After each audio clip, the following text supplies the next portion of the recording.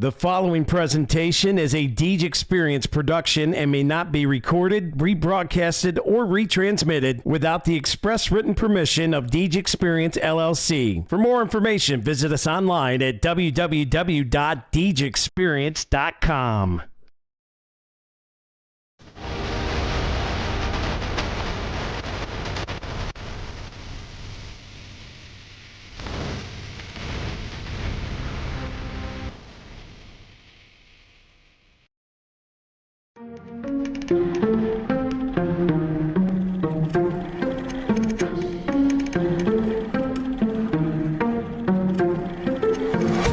Yeah, it's been a minute, but I'm back at it.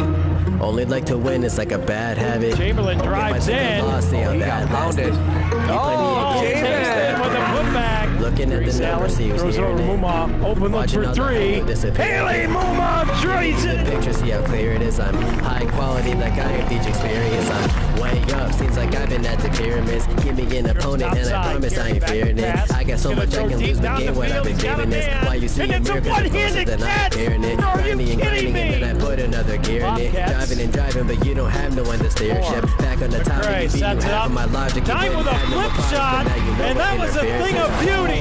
Lock it up. Gotta get that leg freed up. Back, you know it ain't luck, so pay up my respect. Don't reject the greatness. Better hang up the white flag if you fight back to your nameless. So tell me what the time say. Game time, why they think that they could ever outscore me, LeBron James. Just give me the ball, watch me. Bolter knocks it down. He's gonna come home with it. Nice throw and a good tag. They got him. Doing this for all my life. Webb with it. You don't want to waste my Shot and a time. goal by the Beavers. Finds the back corner.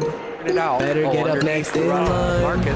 Competition left to dry. They can never get in my mind. Please slow it down. I'm a beast on the ground. I'm a leash for the crowd. Play me down. One man bend. I'm a running back. Down that sideline. Oh, there he goes. Into the open 50 and gaining momentum. And the Beavers are going to answer right back after Gerard tied it up. That was Will Allen. Now they finally get a set block. Oh, and it's a face shoulder. Oh my, Allison Sawyer, are you kidding me? If I do fail, I don't have Catches none an to arm lose, so right I'ma into a go chin until I headlock. go to a new low. Still The legs leaving, worked then in, and I'll there's a bounce back like I do. This one driven to left. It's going to drop in. That's going to be a two-run single for Sadie Dine. So when I break it, it's for my pleasure, but I would never let you go take it. I'm kind of like that. I don't just write raps. You put the ball up, then I'ma spike that. Oh my! Aubrey Chase! Like a quarterback, I take your crap and throw it got him in! Caught! Touchdown! Marcus Lambert! Good D. Second pass, here's Chamberlain! Oh! 32 seconds. Yetzer fires a three. Cans it! No one will actually become as great as my team is, cause I got a team of some Hall of Fame players, not to mention Jesus. Got it there. Doing this for all my life. Short. You don't want to waste my Sadie time. Dine with a If you want to three-pointer, test my Scott. grind, better get up next in To the line. middle. And Scholar with a header. And we're tied at They can one. never get in the my snap mind. away. Please slow And it it's going to be a down. Sandberg. Recovered by the Beavers. Touchdown, Beavers. I'ma run it back. You give me the chance, I'ma run it back. You're looking at a champ, I'ma run it Shot, back. got it! Take the ball into my hands, I'ma Pulling on the day. He'll take a three. He certainly will. Sawyer beats us deep left field. That ball is out of here. A two-run dinger for Allison Sawyer.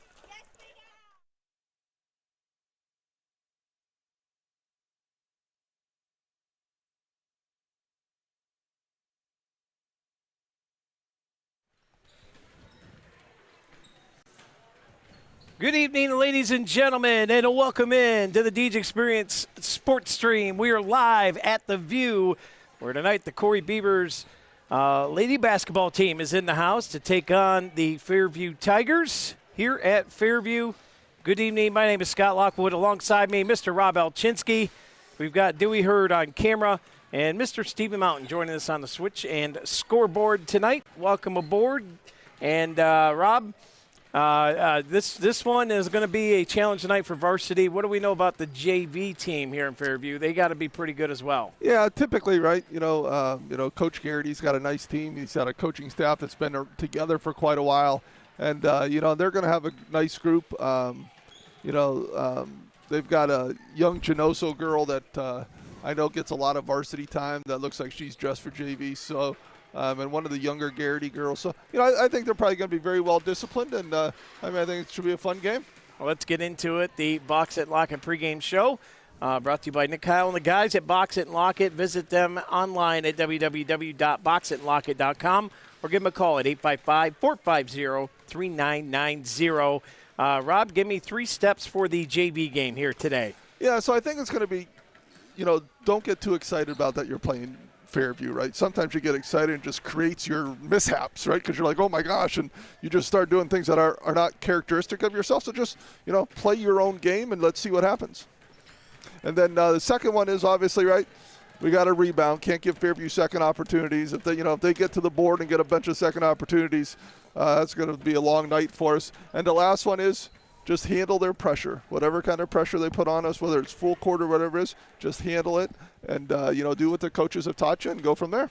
Yeah, you're pretty close to my varsity 3 steps, so I know I did something right. Yeah. Let's get to our Corry Higher Ed Spotlight Player of the Game. Who do you got for me?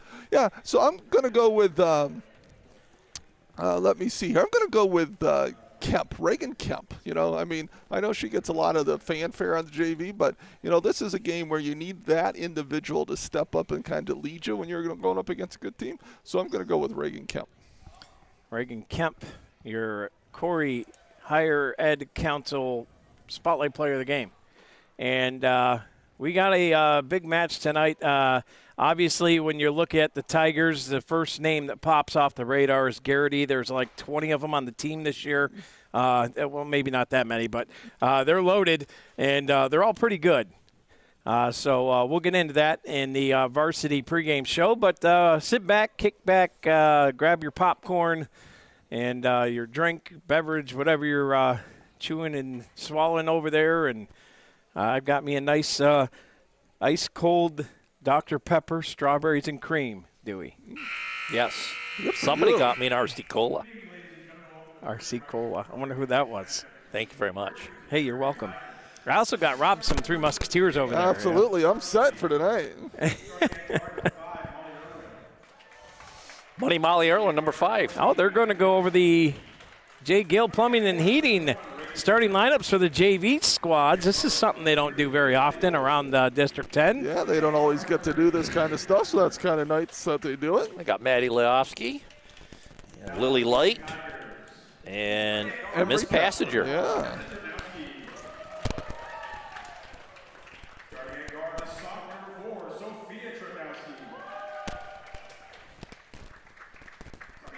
Somebody's headset's clicking.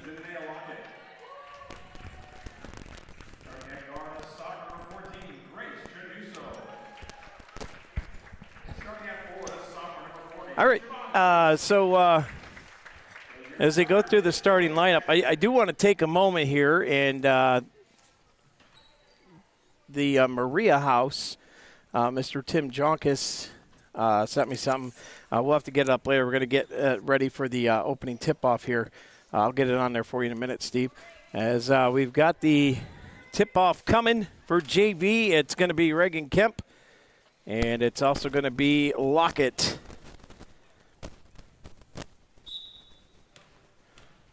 As Fox Family Insurance opening tip-off underway here at the View. Here we go. Yeah, Fairview gets the tip, going baseline. Out front to Trudnowski, misses the shot, and it's off of the Beavers and out of bounds. It'll be Fairview ball. So both Trudnowskis on the court, Rob. You're going to see a lot of names that we're familiar with on the volleyball court here today. Yeah, that's Lewis with an easy shot there. Nice out-of-bounds play. And we're going to have a violation of the Beavers on the inbounds. Kind of lost it and then tried to hit it over to Leofsky, and she couldn't. So a little turnover there. So to throw it in here will be Grace Januso. Inside. Great defense there from Passenger. Yeah, kind of got beat on that, but recovered and was able to knock the ball away, and Kemp able to come up with that air ball.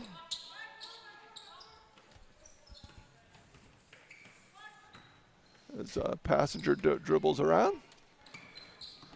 Here's Molly Irwin trying to drive the lane. That pass gets tipped and still loose ball kicked around here. The Tigers get it back here. Yeah, good hustle by Lockett for the Tigers. Yeah, Lockett right on it here, and here comes Trednowski. And this is Januso.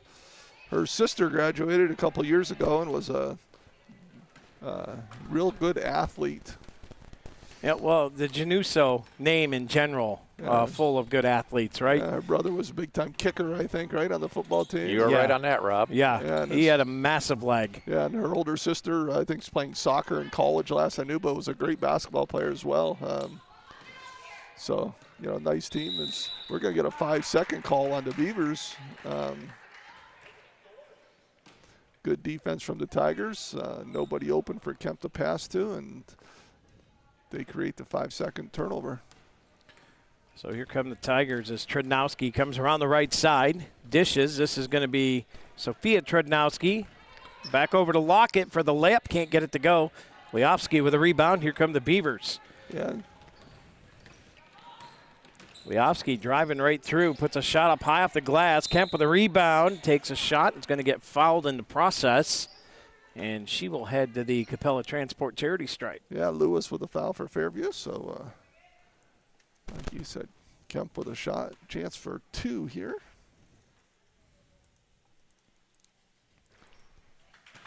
Makes the first one.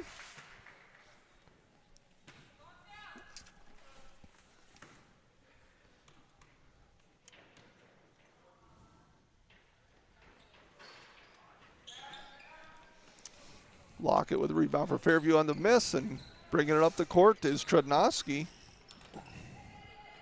Back out to Lockett, looks inside to nice Lewis. Inside dish to Lewis. Yeah, just the, Lewis taller and stronger than Lily Light, and we're going to have to battle a little harder in there for that. Ball slapped away from Irwin as the Fairview's in their press. One of our spotlight keys to the game was to be able to handle their pressure as Fairview's in a full court man, it looks like right now.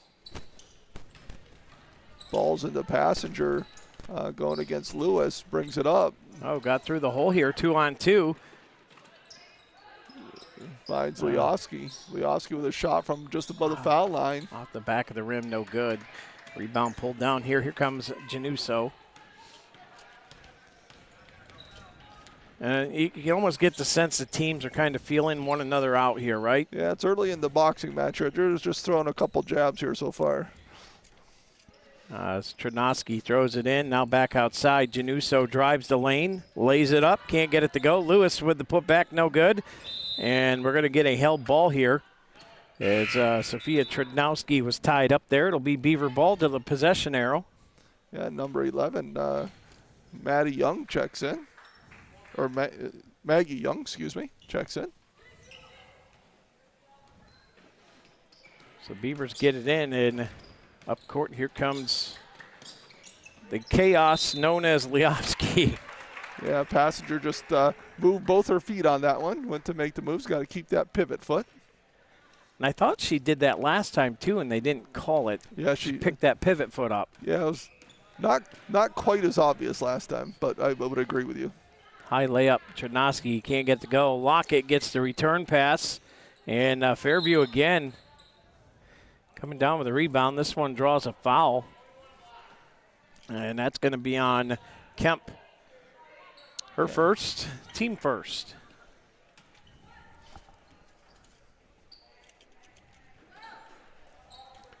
So Tessa Trednowski throws it in. They get it out here to Lockett. Back to the top of the point here. Trednowski stops and pops this one off the mark, and it's going to go off of Maggie Young and out of play. And one of the other keys we talked about, Scott, right, was defensive rebounding, and Fairview's getting a lot of second looks here.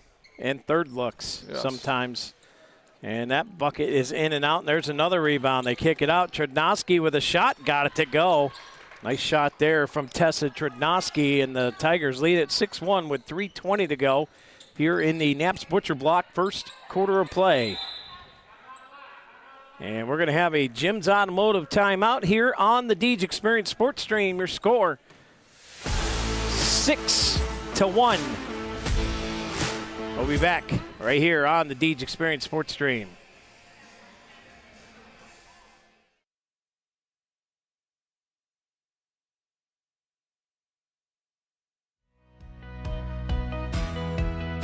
Have you ever wanted to move south but needed a job first? Viking Plastics could be the perfect fit. With locations in Louisville, Kentucky and Jeffersonville, Indiana, we have many positions to offer.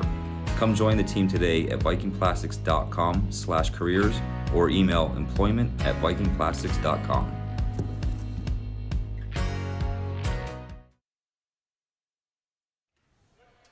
And welcome back in here to the Deej Experience Sports Stream. Scott Lockwood, Rob Elchinski with Dewey Hurd on camera and Stephen Mountain on the switch. And here come the Beavers.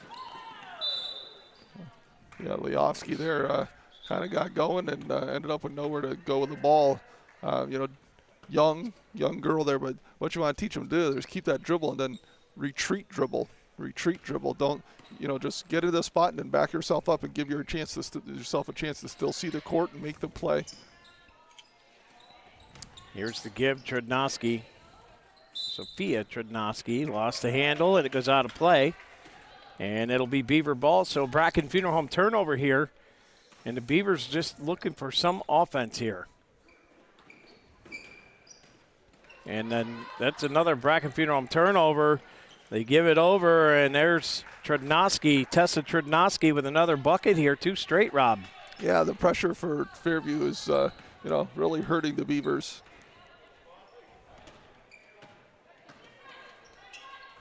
And there's another turnover as the pass is picked off. Trednoski out here to lock it. She'll drive the lane and a layup. And back-to-back turnovers, and the Tigers now up 10-1 just like that. And there is another turnover, and it's going to go out of play. It's going to remain Beaver ball, though, as it goes off of Lewis. It looks like the Beavers have a sub coming in as Kaylee Barber checks in for Leofsky. So Maddie Leofsky checks out. Barber will throw in here. Gets it over to Passenger. Back to Barber, and she's going to get pushed there, and that's going to be on Lewis, I believe. Nope.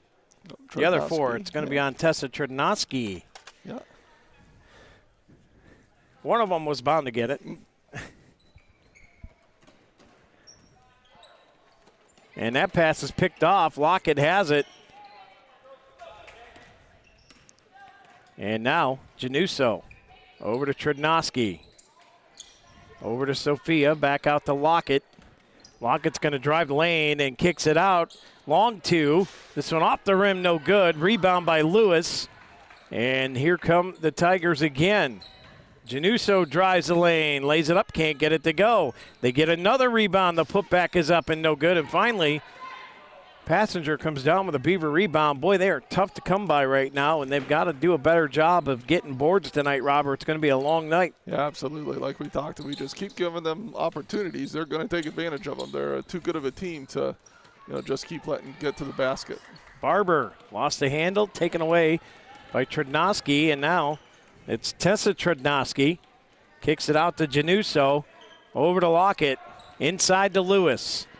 Back outside. Trednoski with a shot. Long 2, no good. There's another rebound for the Tigers. And they'll begin to set up again. Trednoski kicks it out here to Sophia.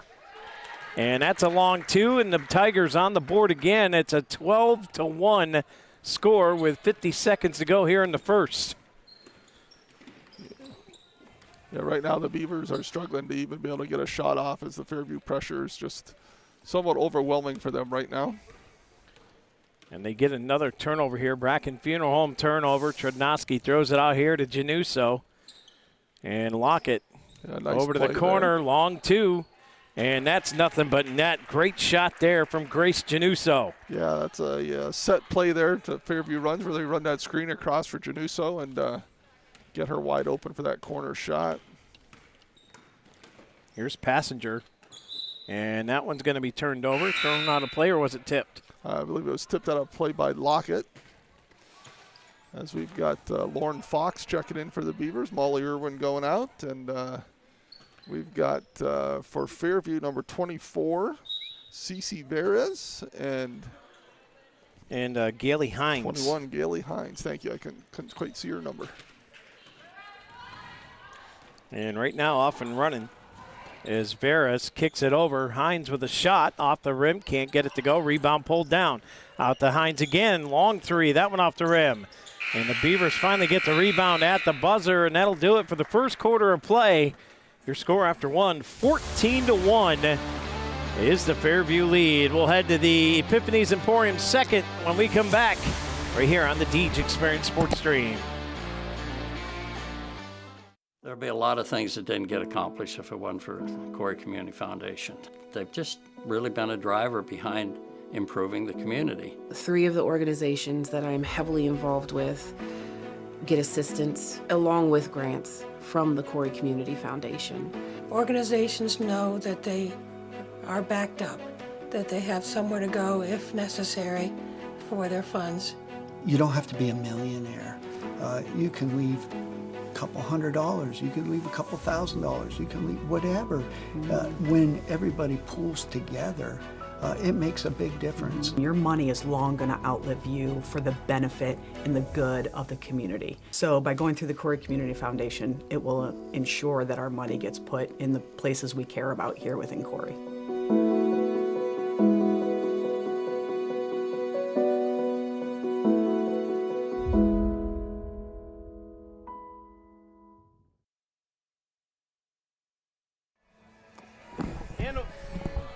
And welcome back here to the View, as they call it. And right now it is the View that is on top big. 14-1 after one quarter of play, Rob. And the Beavers got to find an answer to this Fairview pressure. Yeah, the full court pressure, one of the things, it's a man pressure, and I think, Maddie Leofsky, I think, can handle it, but we got to move everyone else away. Get the ball into her, tell her to wait 1 second, let everyone else clear out and get up the court, let her go one-on-one, because I think she can handle it from there. I just see Fairview's going to back off on that pressure now. Leofsky across the dusty toe midcourt stripe as they get the pass in here to Kemp. Kemp dribbles, backs it out, takes a shot off the rim, no good. And Vanderschaft almost had the rebound there. Yeah, good job by Vanderschaft there going in. Ball ends up going off Fairview. So number 34, another Lockett on the team. Had her open, yep, just a little low. Slow getting it to her, but Maddie Young, really good look there. Maggie Young, why do I keep saying Maddie, Scott? Crazy. Fairview brings it up over into the corner to Green. Some couple new girls in, so I'm trying to get their numbers figured out here. Into Lockett, back out to Hines, to Lockett. Corner shot, no good. Rebound by Vanderschaft. Corry brings the ball up the court. Maddie Leofsky out to the top, out to the right wing to Young, who makes a move to the basket, gets a good shot off, no good. Rebounded by Sadie Green. And here comes Veras bringing the ball up the court, in the corner to Lockett. Out front to Hines, back over to Green. Here's a shot for three, buried it, a piece B3. Yeah, Veras with a shot.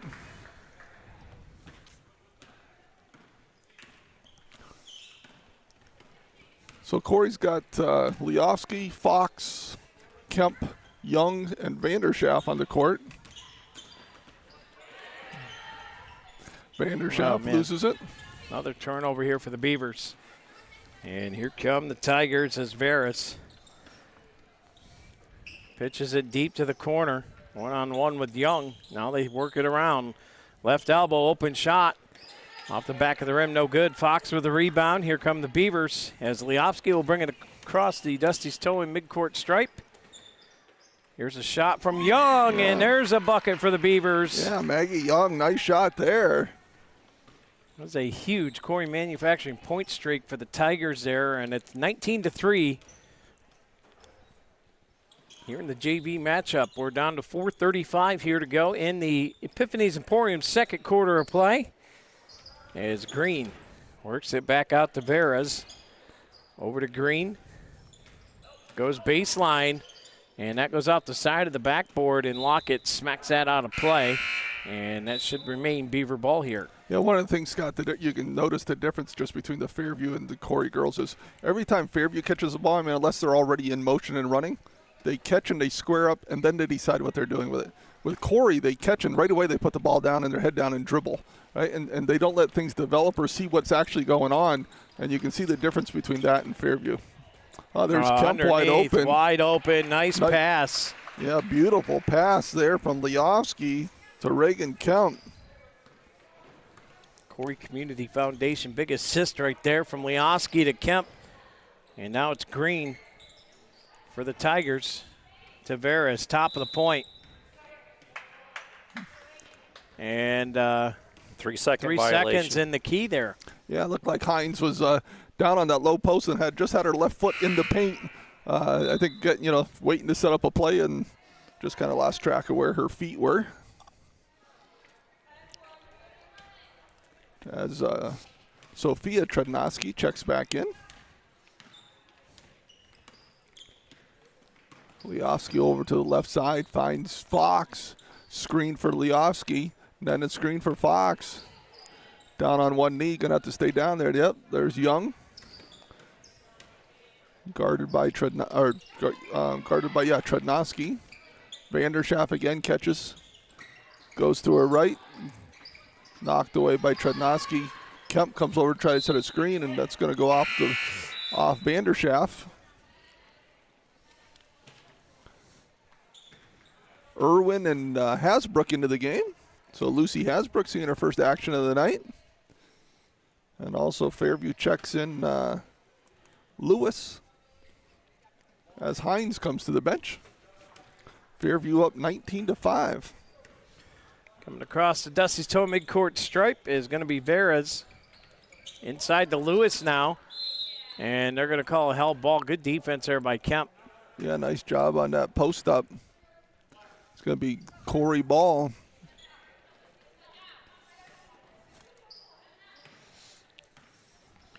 So here come the Beavers. Yeah, Young brings the ball up the court. So she takes over the point guard positions with Leofsky out. Young looking for help. Gets it here to Irwin. Irwin to Reagan Kemp, top of the point.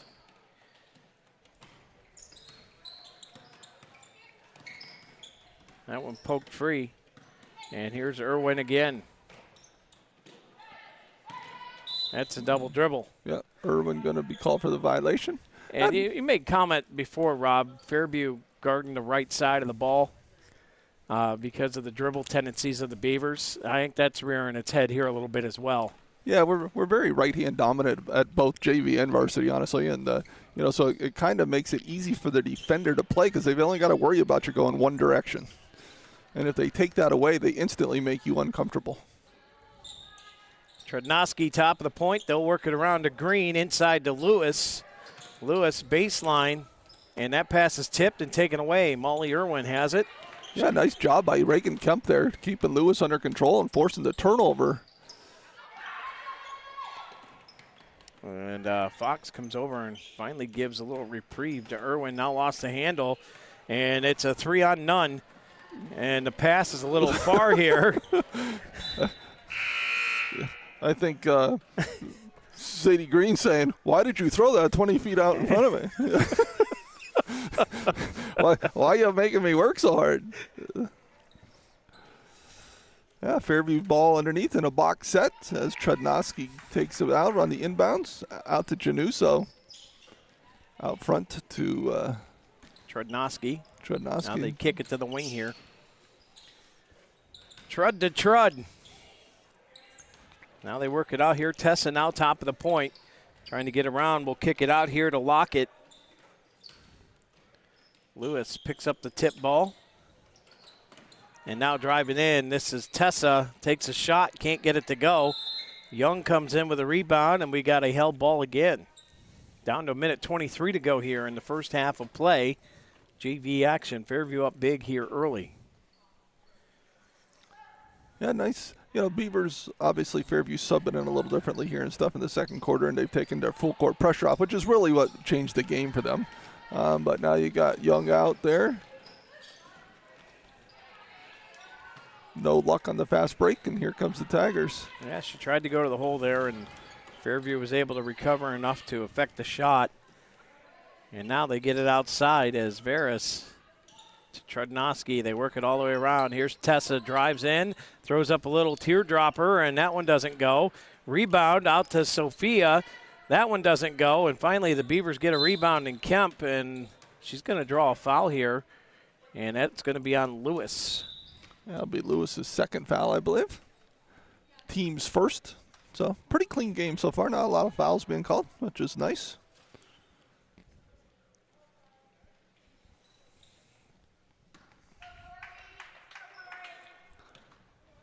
Beavers with Young, Kemp, Light, Irwin, and can't see that last number there. And Barry in. Oh, missed the layup there. Had a good look there, did Trudnoski. Here's a shot from Lewis outside, and that was foot on the line. They're going to say it was a two-pointer. And nevertheless, a nice shot from Lewis as the Tigers extend their lead 21-5. We're down to 18 seconds here, Rob. Yeah, as they look into Kemp, and she runs into Lewis. She finds Barry on the other side, but off her hand and out of bounds. It goes off of Brooke Barry's hands and out of play. Down to 10 seconds. Tigers will have a shot to get one more bucket in here before the half. As they'll work it around here, down to 3, down to 2. 1, the shot's away, and that one off the mark. And that is how the first half of action comes to an end at the end of the second quarter. Brought to you by Epiphany's Emporium. It's the Tigers 21, Beavers 5. We'll be back with a Humes Ford halftime report. We come back on the Deej Experience Sports Stream.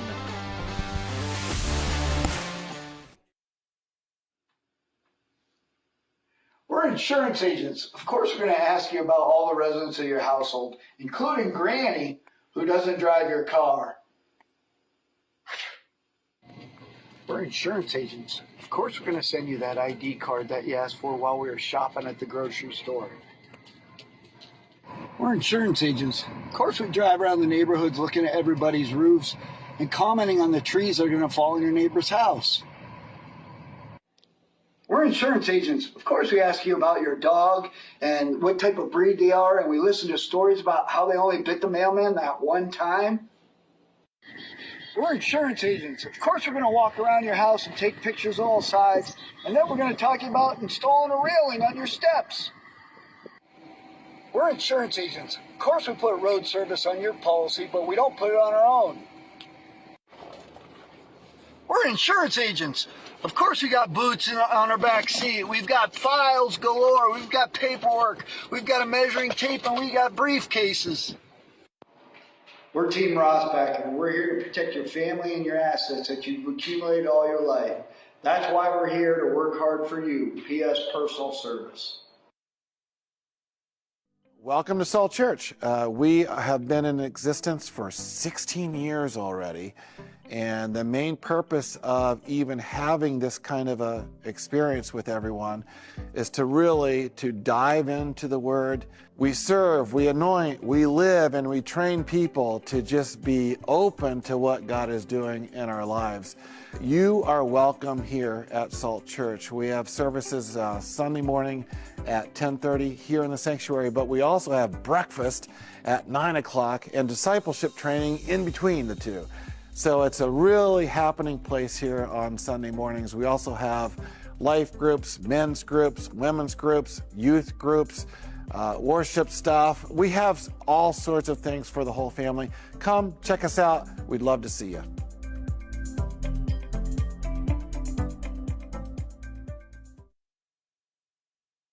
Hi, everybody. Rich here from the Performance Center.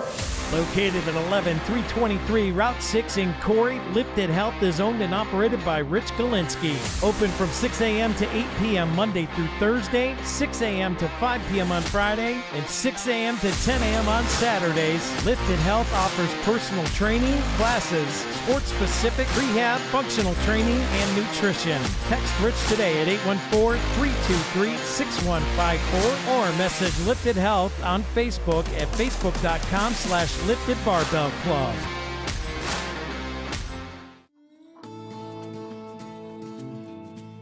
The Corner Bar and Grills is conveniently located in downtown Corry, and the kitchen stays open until 10 p.m. to accommodate your schedule with late games and events. Can't make it to the game? Come watch it at the Corner, where they stream all the games. Cheer on your team while you enjoy our newly expanded menu of appetizers, salads, wings, burgers, and weekend specials. Their family-friendly dining features multiple dining options with their full menu available for dine-in, takeout, and easy online ordering. Don't feel like leaving the house? The Corner is Corry's only full-service restaurant available for delivery on DoorDash. Follow them on Instagram and Facebook, and check out their website at www.cornerbarcorry.com for updates on weekly events, live music, and daily specials. Stop in at the Corner tonight, where friends and family meet.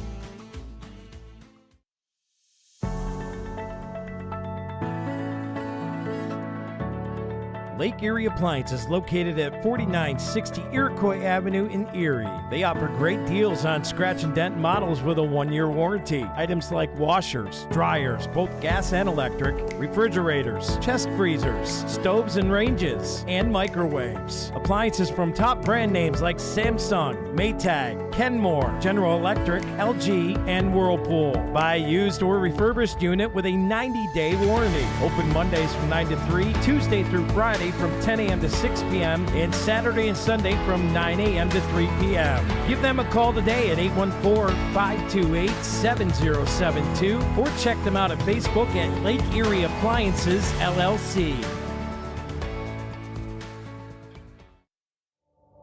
Located at 983 North Center Street, Healthy Smiles of Corry is committed to making sure their Corry neighbors have access to good customer service and excellence in dentistry. Everyone on their team values their patient relationships and make it their priority to deliver the gentle, compassionate, and complete oral care that you and your family deserve. Healthy Smiles wants all their patients to leave their practice with a beautiful and healthy smile that they love to show off. For more information, contact them today at 814-664-4011 or visit them online at www.healthysmilesofcorry.com.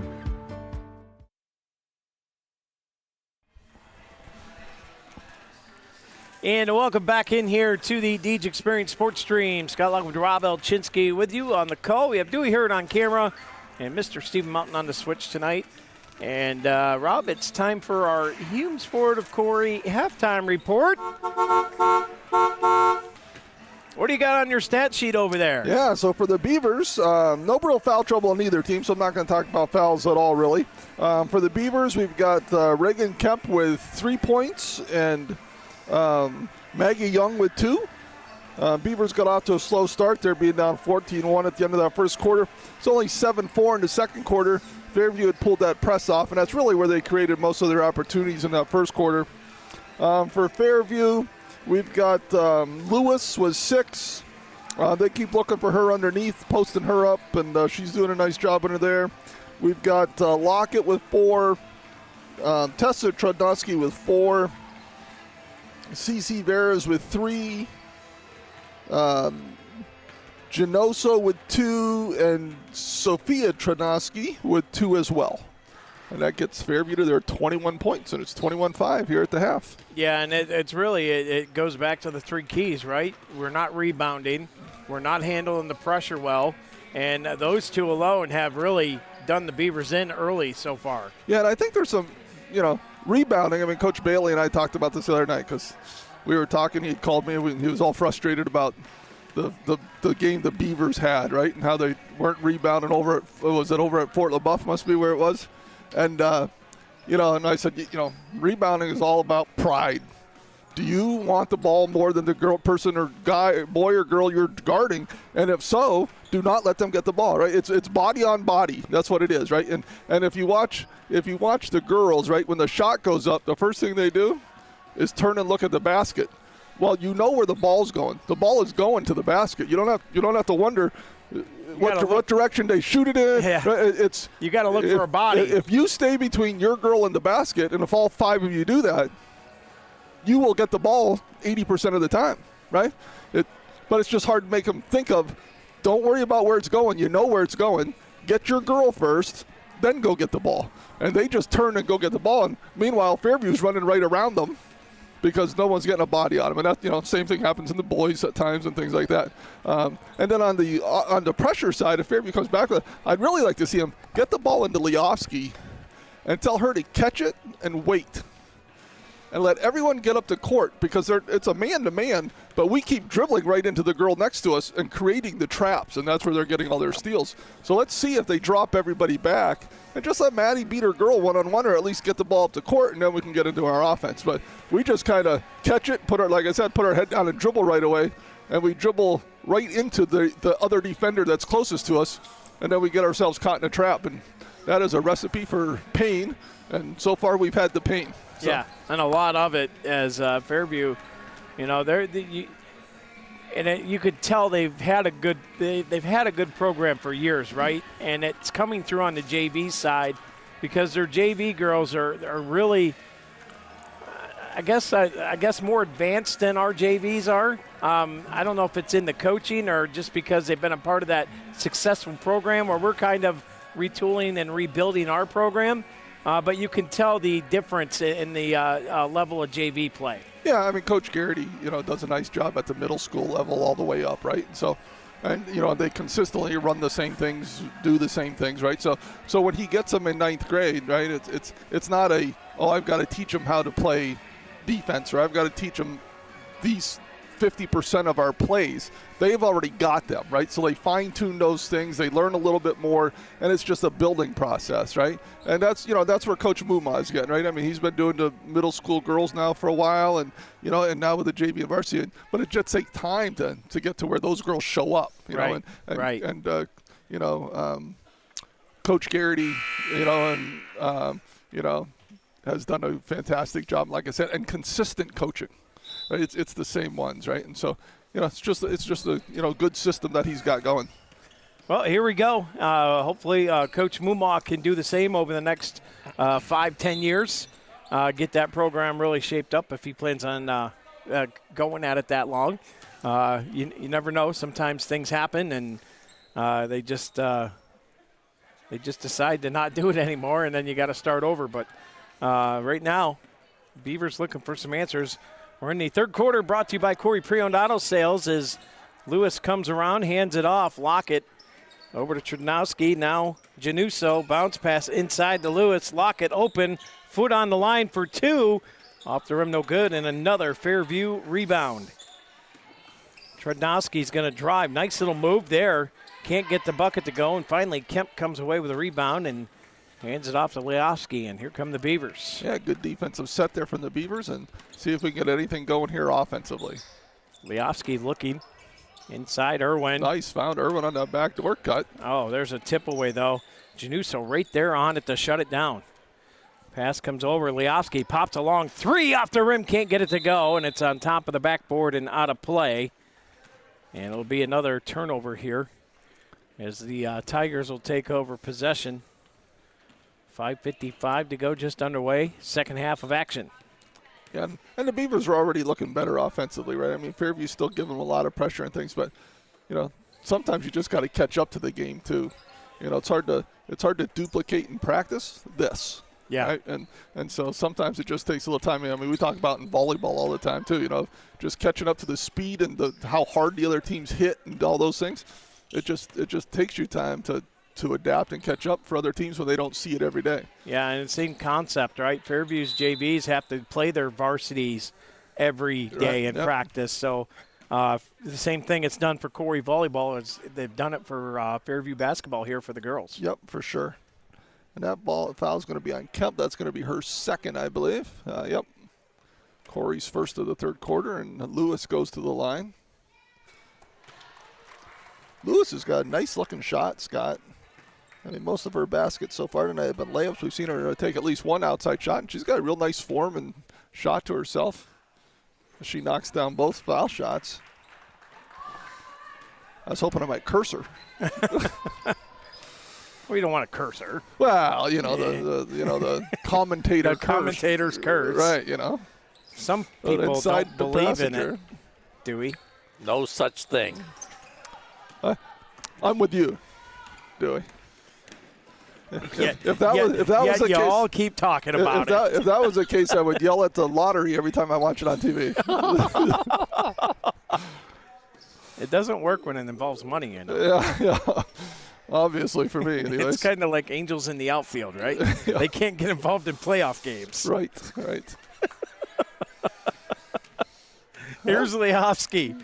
4:45 to go. Third quarter play brought to you by Corry Pre-Owned Auto Sales. As Leofsky turns around to the right side, coming all the way around, and now in trouble. And Trednosky almost ripped that ball away, and now a pass over to Kemp, too far.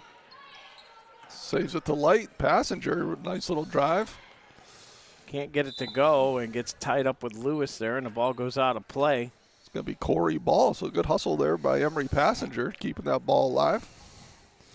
Beavers set up here. Light sets a screen. Passenger goes. There's Light on this opposite side. Irwin tries to drive, gets double teamed.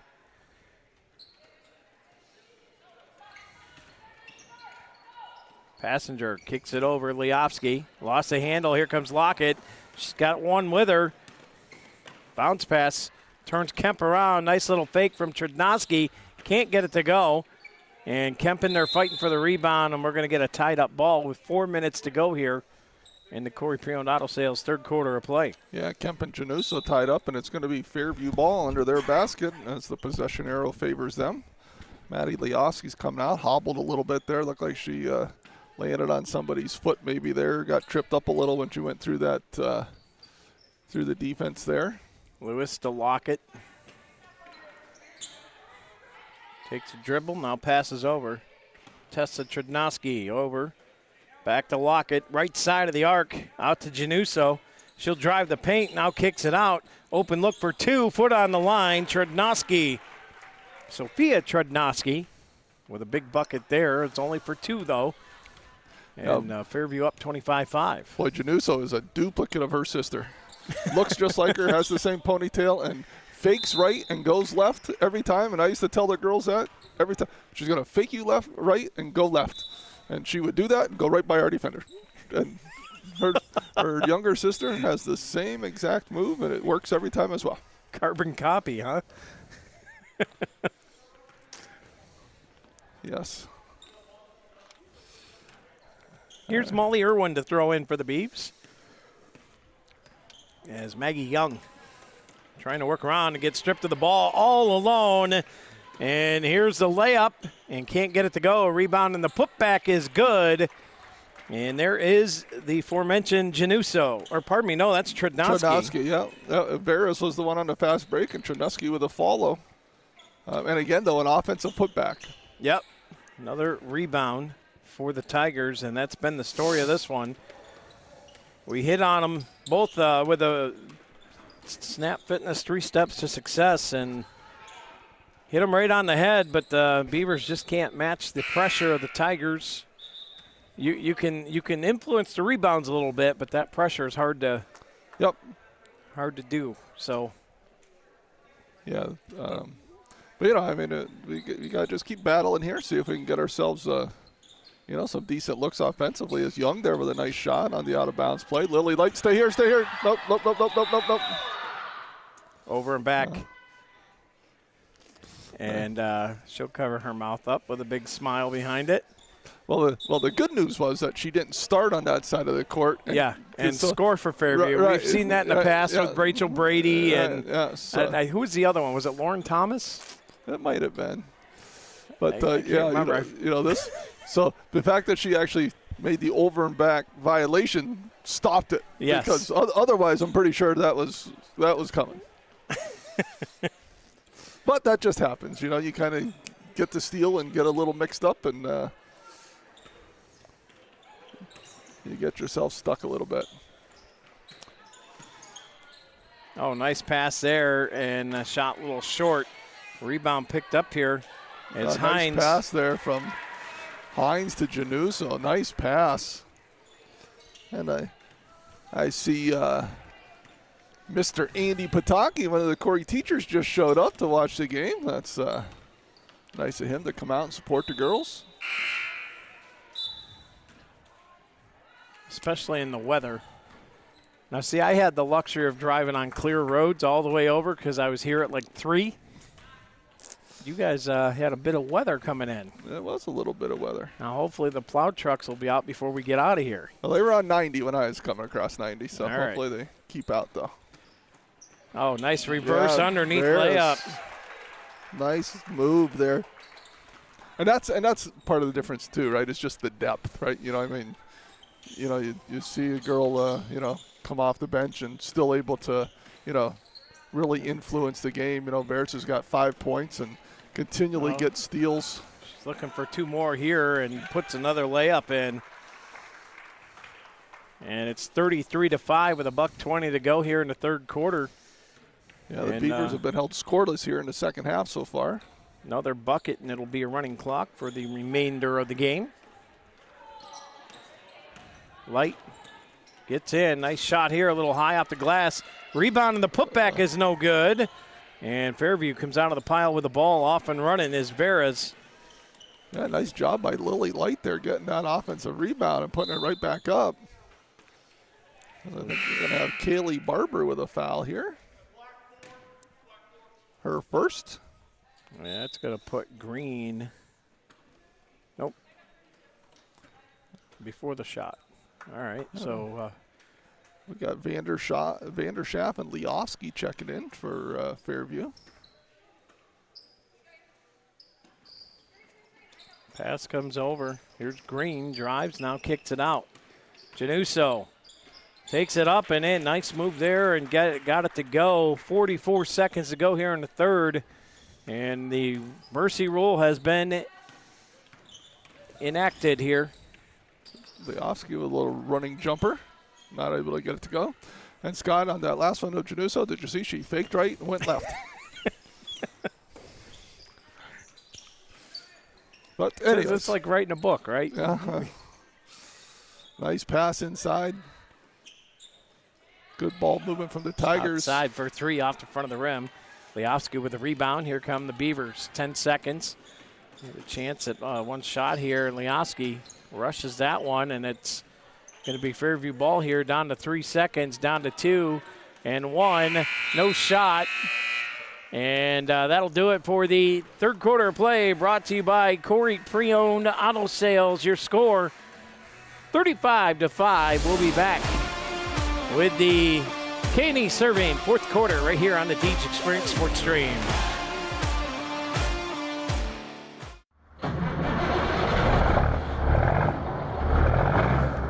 With their main terminal building located at 1370 West Main Street in Corry, PA, Capella Transport offers 20 years of experience in the petroleum industry. Capella's drivers have over 125 years of combined service and driving experience and an excellent safety record. Contact Capella Transport today for information on how they can haul your asphalt, oil, and other petroleum products better than any other carrier. Capella Transport also has a satellite terminal in Warren, PA, and hauls products throughout the Northeastern U.S. as well as Southeastern Canada. Capella Transport, they go that extra mile. Contact them today at 814-964-4033 or visit them online at www.capellatransport.com.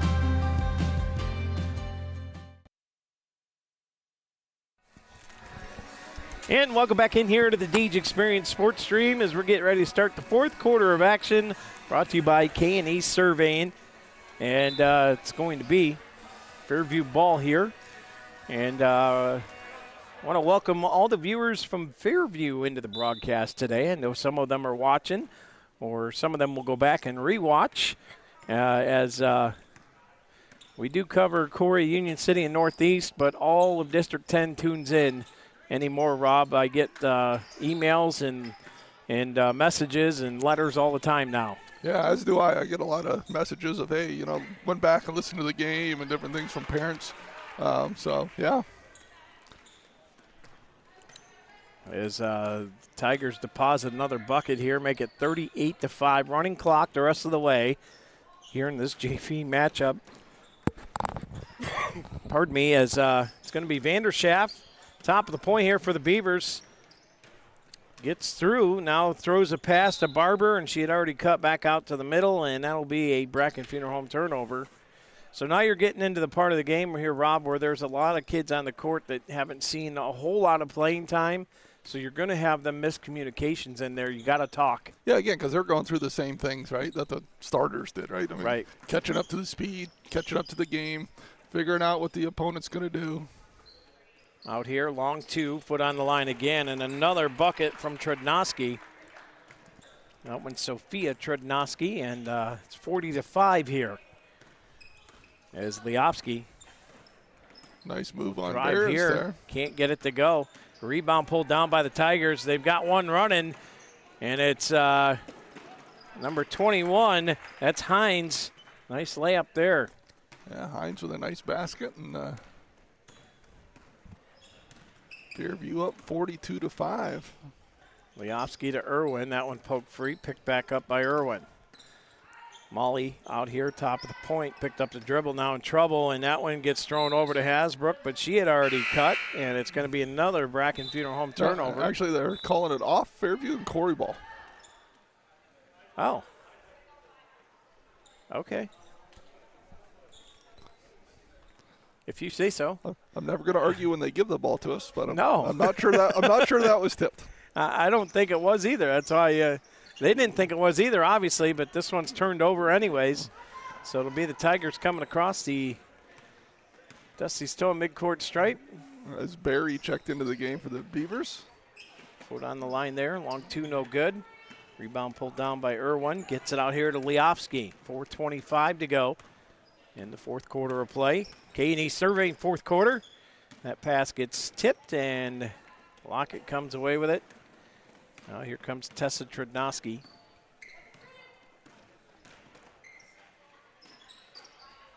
Out here to Lewis. Lockett, top of the point. Good poke there of the ball. Trudnoski in trouble. They get it around. Lewis for three, and that one a bit short. And it goes out of play. 3:55 and counting. Running clock here. Be Corry ball as Young checks in for Liofsky.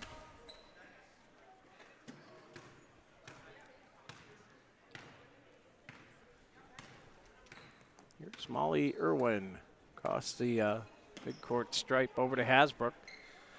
Lucy had that pass tip. Brooke Berry recovers though.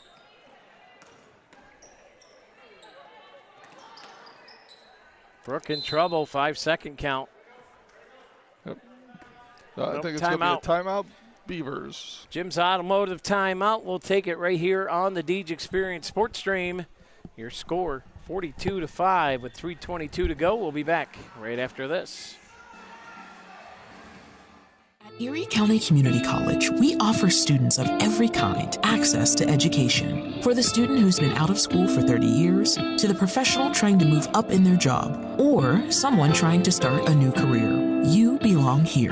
Community college can be a stepping stone or a way to get right into the workforce. With online and in-person class times, it's education your way on your schedule. Come learn with us at EC3. Tuition is free. For more information, visit ec3pa.org. When you need health care, you deserve a health system that takes a whole-person approach to medicine for you and your family. Whether you need the expert care of our hospitals, the specialized knowledge of our clinical practices, the compassionate support of our behavioral health network, or our continuum of services for seniors, you can rely on LECOM Health. Founded in Erie, invested in Erie, advancing healthcare in Erie. LECOM Health, whole-person care for a lifetime. And welcome back in here to the Deej Experience Sports Stream as the Beavers going to turn it over here coming out of the timeout. Here comes the Tigers. Over here to the right wing to Lockett as you get a cutter in there. And Trudnowski to the hoop and scores.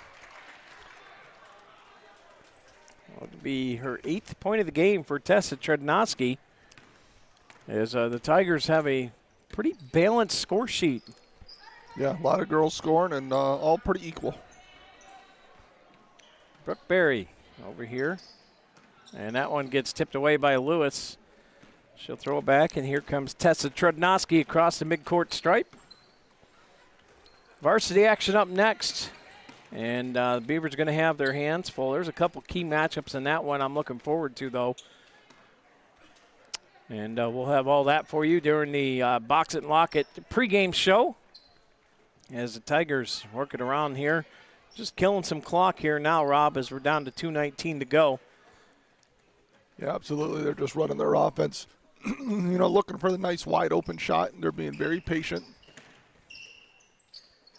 They'll kick it down here to Lockett. Over to Lewis. Bounce pass inside. Trudnowski gets into double digits with that one, as she's put 10 on the board today. Yeah, nice job by Fairview there, just running their offense till they got that little open layup that they were looking for. Beavers now. Young on the wing. Drives. Going to get a foul on Trudnowski, and Maggie Young's going to go to the foul line to shoot 2. And they're calling that on Lockett.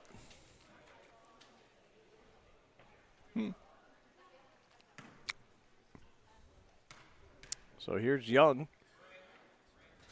Off the back of the iron. Can't get it to go. And here comes 3 more substitutions for the Tigers as Green comes in, as well as Veras, and back in is Hines. And for the Beavers, Passenger and Light check back into the game. Young can't get it to go. Rebound by Hasbrook. Nice job by Lucy Hasbrook. Offensive rebound and a putback, Scott. I think that's the first time we've said that for the Beavers tonight. Yeah. Said it a lot for Fairview, but great job by Lucy Hasbrook getting that rebound off the foul shot and knowing exactly what to do with it. Brooke Berry with a rebound there. And here come the Beavers again as Young needs some help here. Berry gets out to help her. Rocking them blue shoes, Rob. Absolutely, looking good out there. Young pops a long 3. That one off the mark, and the rebound's picked up here by Berry again. Inside, here's a shot. Can't get it to go. Young trying to get the rebound, but it's pulled away from Veras, and off and running are the Tigers, down to 50 seconds to go. As they're working around the horn here. Oh, nice inside dish. Wide open look there, and Hines. I believe that was Hines. Yep, Hines okay. just a little hard off the backboard. But her hair got in the way there. I couldn't see the number. Slowly Light looks in for Hasbrook. Gets knocked away by the Fairview defender. Oh, Young ripped it right away. And they get it right back to her. As Maggie Young. There's been times where Maggie Young has been impressive, especially with her shots. Yeah, absolutely. I mean, I like I said, when I saw her play at Warren, that was the first time I really saw her playing. I thought she played a really nice game. And again, here, she controls herself well. Has a good, decent shot. Handles the ball pretty good. That went off the mark. And that's going to do it for the JV game as the clock expires. Your final of the JV action, the Fairview Tigers come out impressive early and dominate as they knock off the Beaver JV squad 46-7. And with that, we'll head into our P2 Paving post-game report brought to you by P2 Paving. Let P2 pave for you. Visit them online today at www.p2pavingco.net. Rob, what do you got on the tally sheet over there? Yeah, so for Fairview, we'll start with them. They ended up with 46 points. And like you said, pretty balanced scoring. Leading the way was Tessa Trudnowski with 10 points. And then Sophia Trudnowski with 9. Lewis with 8. Veras with 7. Januso with 6. Lockett with 4. And Hines with 2 is what I've got. Of course, not official, but it's what I have anyways. It adds up to 46, so I've got to be close. And then for the Beavers, was 7 points on the game. We had Riley Kemp with 3, Maggie Young with 2, and Lucy Hasbrook with 2. All right. That'll take us to the Healthy Smiles offense play of the game for the JVs. Yeah, I'm going with the Lucy Hasbrook putback on the foul shot, right? Great job by her, and I'm making that my offensive play of the game. Defense play of the game brought to you by Erie County Community College. Yeah, so going to go with, I'm trying to think when it was. And who it was. Somebody over there towards the end of the game again was in a tie-up rip. Was it Maggie Young that ripped it right out of her hands? Yeah, right. And I just like that. It's in the last minute of a game. That's kind of a one-sided contest, right? But still just battling all the way to the end. I'm going to go with Maggie Young on that one. That's going to be headed to the Crotty Chevrolet Player of the Game, and I think for this one, Rob. We got to take a look at the Tigers, and I was looking at maybe Tessa Trednotsky. Yeah, I think that's the right choice. She's their ball handler, primary ball handler, at least with the starting group, and just a real nice player on both ends. And her defense really caused a lot of problems for us, in that full court pressure. And the Deej Experience Sportsmanship Award. As we turn to the Beaver side of things, what are you looking at? I'm going to go with Leofsky. I just thought she did a real nice, under a lot of pressure, but, handled it well. She's fast enough and quick enough to beat the Fairview defenders, but, at times found herself in trouble. But I just like the fact that, it's 100% all the time. She just goes, right? It doesn't matter who she's going against or what she's doing. And, nice ball player, nice young ball player, can use her left hand. I'm going with Maddie Leofsky. The controlled hurricane. Yes. Is the best way to describe that. She is 100 miles an hour at all times. So that's going to wrap up our JV coverage. We'll keep the cameras rolling. We're going to mute the mics, though. We'll be back for the varsity action in just a little bit as they warm it up on the floor. It's the Beavers. It's the Tigers. Varsity action up next right here on the Deej Experience Sports Stream.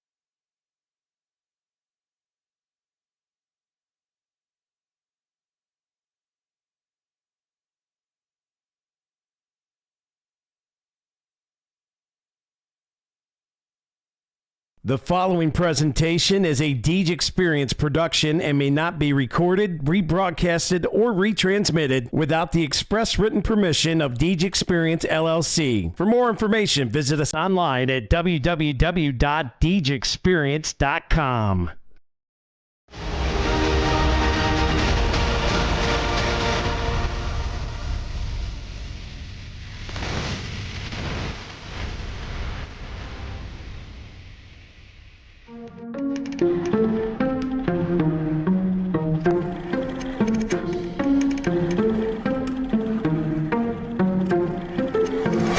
Yeah, it's been a minute, but I'm back at it.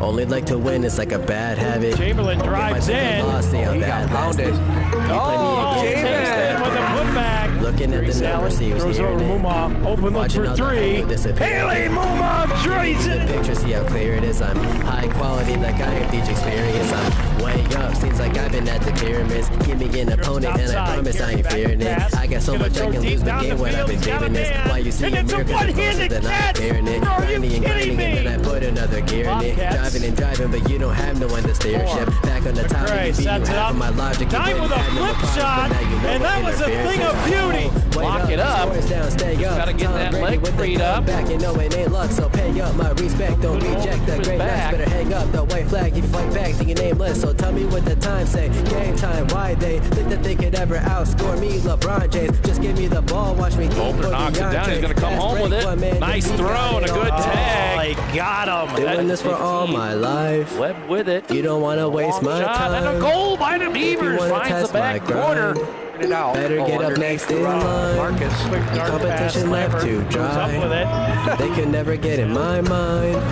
Please slow it down. I'm a beast on the ground. I'm a leash for the crowd. Play me down. Man, bend. I'm a running back. Down that sideline. Oh, there he goes. Into the open 50 and gaining momentum. And the Beavers are going to answer right back after Gerard tied it up. That was Will Allen. Now they finally get a set block. Oh, and it's a face shoulder. Oh my, Allison Sawyer, are you kidding me? If I do fail, I don't have Catches an arm right into a chin headlock. The legs worked in, and there's a break. This one driven to left. It's going to drop in. That's going to be a two-run single for Sadie Dine. When I break it, it's for my pleasure, but I would never let you go take it. I'm kind of like that. I don't just write raps. You put the ball up, then I'ma spike that. Oh my! Aubrey Chase! Looking. He's gonna go deep. The end zone. Got him in. Caught. Touchdown! Marcus Lambert. Good D. Shotgun passers. Chamberlain. Oh, 32 seconds. Yetzer fires a three. Kansas. No one will actually become as great as my team is, cause I got a team of some Hall of Fame players, not to mention Jesus. Got it. There. Doing this for all my life. You don't want to waste my time. If you want to test my grind, better get up next in line. To the middle, and Scholar with a header, and we're tied at one. Get the snap away, and it's going to be a sack. Recovered by the Beavers. Touchdown! I'ma run it back. You give me the chance, I'ma run it back. Pushes it up. Now shot. Got it. Pulling on the day. He'll take a three. He certainly will.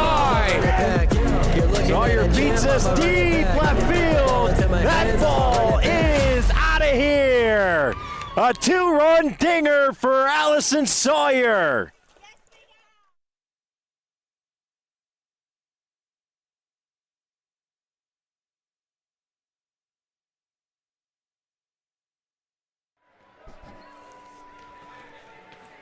And welcome in and welcome back if you've been with us through the JV game. Welcome in if you're just joining us. It is varsity action time here on the Deej Experience Sports Stream, where tonight the Corry Beavers are in the house known as the View. The Fairview Tigers. Beavers coming in to tonight with a 6-7 record. The Tigers line it up at 9-2 this year. Big region matchup as we're here at the View. I am with Rob Elchinski. We have Dewey Hurd and Stephen Mountain with us as well, running cameras and switches and scoreboards and all that stuff. And Rob, critical region matchup for the Beavers. The Fairview Tigers, the returning District 10 champions, and they didn't lose a whole lot of nothing last year. Yeah, no, I mean, they're a very well-rounded team, you know, got a nice inside-outside game between, you know, highlighted kind of by Paige Garrity and Bree Height. You know, those two are a pretty dynamic duo. And so, yeah, you know, they're going to be a big challenge here. So let's get into it with our Box It and Lock It pregame show, brought to you by Nick Kyle and the gang at Box It and Lock It. Visit them online at www.boxandlockit.com or call them up at 855-450-3990. Indoor storage facilities, Rob, when it's minus 5 degrees out. Their storage facilities are located inside, so it's room temperature controlled and a great place to keep valuables that you're trying to store away. Yeah, I'd be willing to store myself in there half the time anymore if it's warm. It is a nasty weather. Let's get it going with our Snap Fitness 3 steps to success. Step number 1, we've seen it all in the JV game. You got to find a way to beat the press, beat the pressure that Fairview is going to bring tonight. Yeah, absolutely. You know they're going to bring it right away early in the game, and you know we've just got to be ready for it, and just don't panic. Let it evolve a little bit. We talked about it in the JV game. Don't just grab it and go. You know, see what's ahead of you, and then you know, take advantage of the opportunities that are there. Step number 2, the Beavers got to find a way to hit the open shots. They've had a lot of great opportunities over the last several games, right?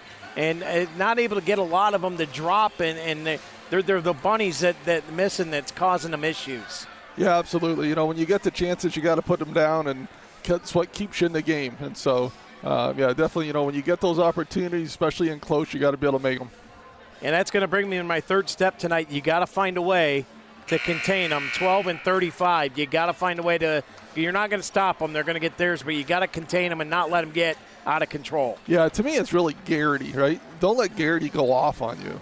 You know, make someone else beat you. Now, they've got enough other girls that can, but make somebody else beat you. Don't let Paige Garrity, you know, go out and knock down 7 or 8 3-pointers, because if she does that, I mean, it's just going to put the game out of reach because we have trouble scoring, right? You can't have Paige Garrity go score 24 points and then think we're going to be in this game. So stop Paige Garrity, let everyone, you know, force the other Fairview girls to beat us. And with that, we'll go to the Spotlight Player of the Game, brought to you by the Corey Higher Ed. I've highlighted Haley Elbers, who probably have that job of trying to stop Garrity tonight. Her and maybe Grace Allen as well. Those two got to find a way to lock her down. But I will say this, the key matchup that I'm looking forward to is Bree Height going against Sadie Dine and Nickerson in the middle. Yeah, I think that'll be a good one as well. So should be fun.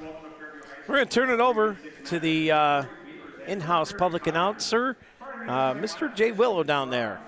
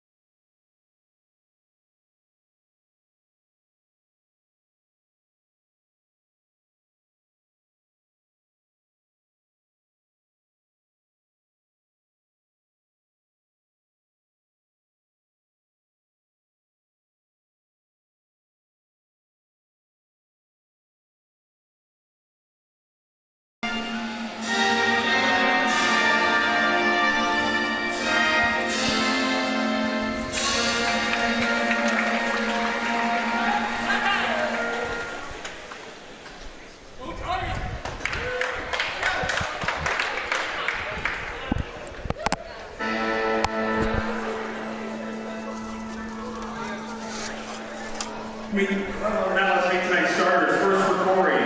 The Beavers enter the record of 5 wins and 6 losses, including a 1-0 mark in Region 6. They're coached by Ryan Moa. He's assisted by Carolee Kemp, Bill West, and Jenny Bloom. Starting at guard is senior number 1, Hallie Albers.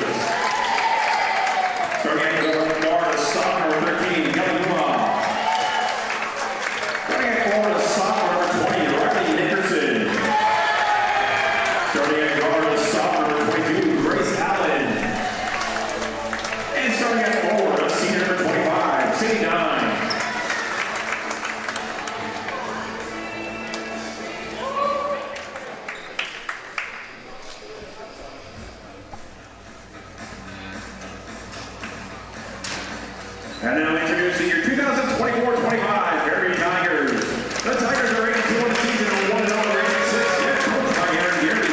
He's assisted by Rand Geary and Caleb Cole.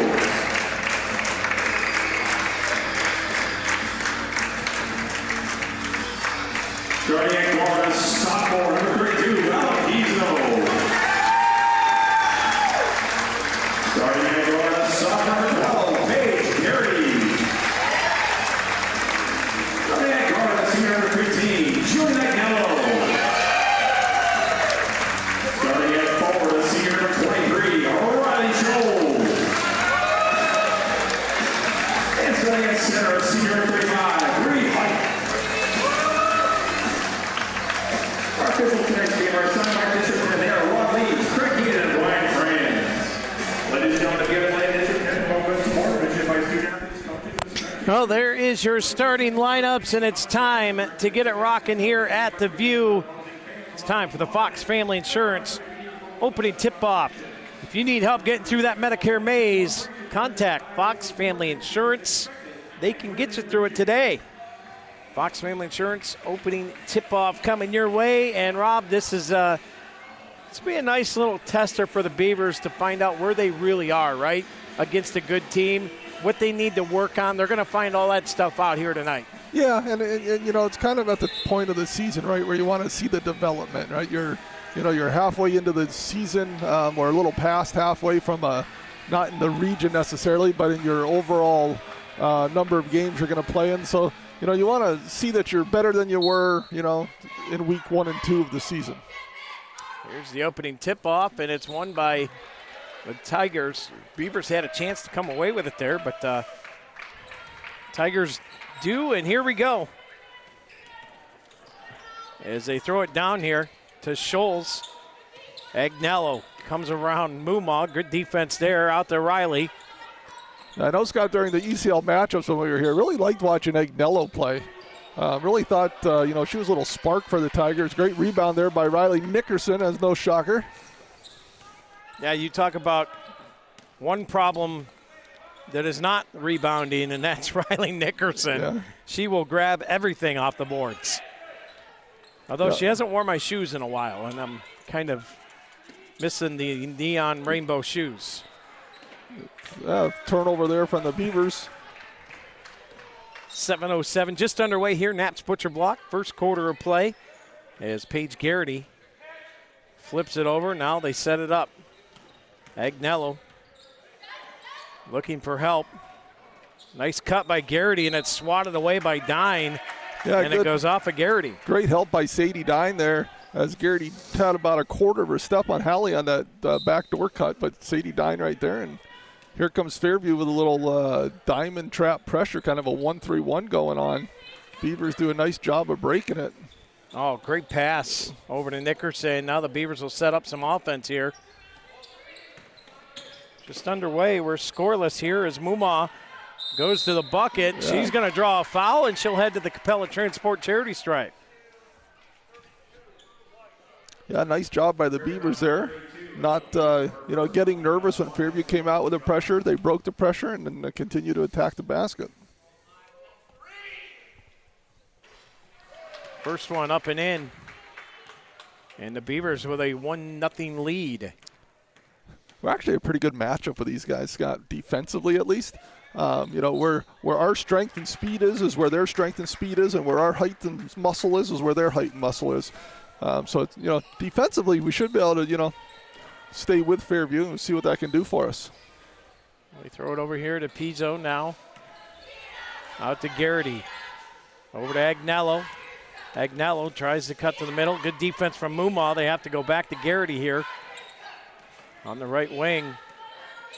Trying to get around Elbers, and she's going to take the lane and draw a foul. And she'll head to the Capella Transport charity stripe for 2. Yeah, Riley Nickerson with a foul. As both teams now have 1 foul here in this first quarter, and Garrity goes to the line. Knocks down the first one.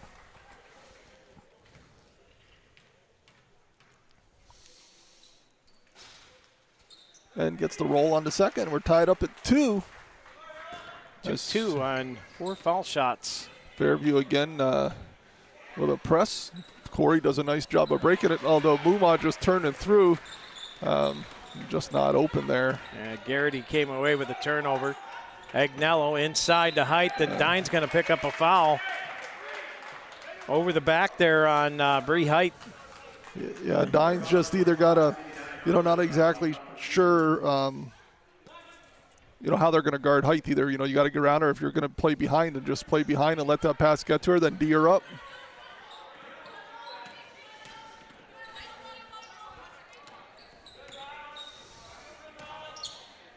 Pizzo with a shot, no good. Dine with a rebound. 2-2 is our score. 5:30 to go here in the Naps Butcher Block first quarter of play. As Hallie Elbers bounce pass here to Dine over on the right wing. Now to the top of the point, over to Elbers inside, tipped. Height tipped it. Garrity or Pizzo came away with it. Now throws it over to Garrity.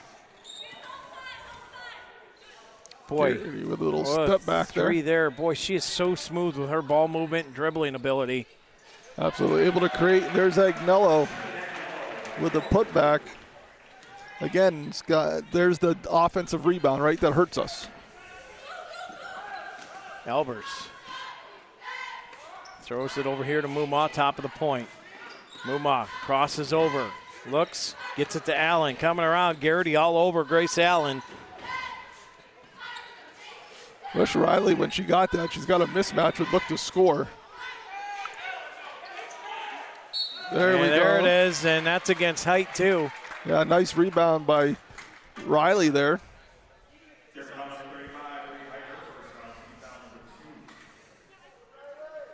So Riley Nickerson to the Capella Transport Charity Stripe.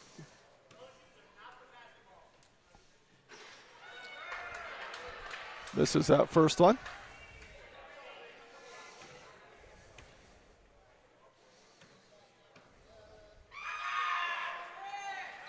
Second shot off the mark as well. Yeah, 4-2 Tigers as they bring up the court with Paige Garrity. Off the Height. Oop, Agnello's wide open there. Garrity on. Oh, Garrity wide open for three, and you can't give her that, Rob. Well, on that screen, you got to go. On shooters, you go over. On drivers, you go under. And she's on that screen, and Hallie twice now has gone under. And you got to go over when you're against the shooter. There's what I was looking for from Riley. Take that right to the hoop. Bree Height, the big Sawyer builder block there. Yeah, and it was 2-2, and after that three-point bucket, Rob, it's now 7-2. And Beavers need a bucket here. They can't let Fairview get out in front big early. Oh, Sadie didn't have anyone guarding her. That pass gets tipped, taken away. And here come the Tigers. They get it off to Garrity. Wide open, Height underneath. Can't get the shot to go. And it's knocked out by Agnello. Yeah, good job there. Beavers got a little lucky there as they got beat up the court. And Fairview here, we're going to trap again right here in this corner. That's the place you don't want to go.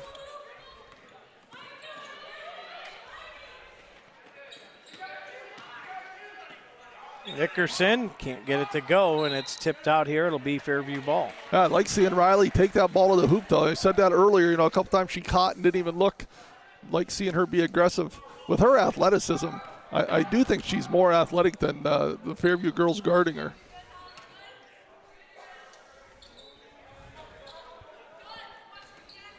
Garrity.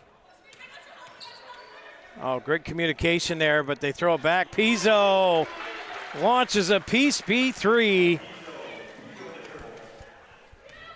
And it's quickly 10-2 Fairview. Quick ball movement. Nickerson underneath, shoves it out to Elbers for three. Off the front of the rim. Rebound pulled down by Nickerson. Mumal pumps a three. Now throws that little floater up. Nickerson again with a rebound. Mumal for three. And again off the rim. Elbers saves it, but it goes right to Pizzo, and here come the Tigers with 2:45 to go. A couple good looks there by Fairview. Oh, great save by Garrity on the far sideline. Yeah. Agnello, top of the point. Throws it over here to Pizzo. Agnello, one-on-one with Muma. They work it over. Kick it out. Pizzo for three again. And again she buries it. A P-Speed three. Yeah, Pizzo's with 2 threes here early in this game.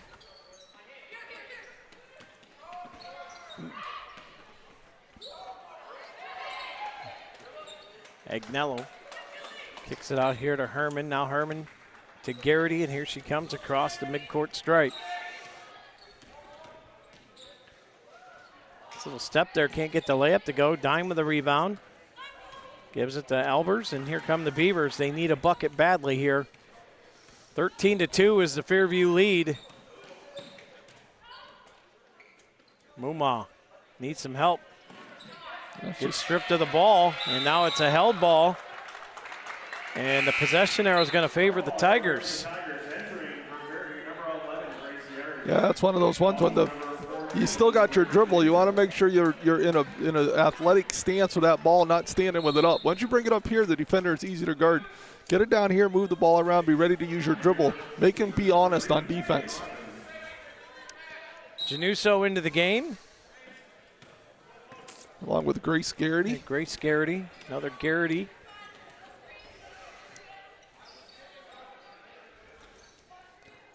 As Kagan Rogers is also into the game for the Beavers. Muma gets the loose ball knocked away by Allen. Albers across the stripe, hands it off to Grace. Oh, right to Hallie for three. Off the rim, can't get it to go. And Nickerson somehow squirmed that ball away. And Muma lost control. It goes off of the Tigers and out of play. Minute 3 to go here. Naps puts her block, first quarter of play. Yeah, Nickerson again, just a ball hawk. You know, when you talk about pride and not wanting anyone else to get it, she is that definition. Oh, and Rogers is going to get tagged with over the back there.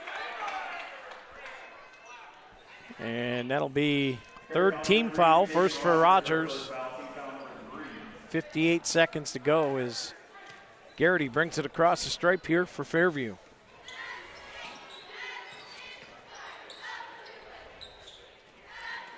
Kicks it out here. Garrity out to the top of the point. Herman. Right back here to Grace. Agnello drives the lane. Agnello with the layup, can't get it to go.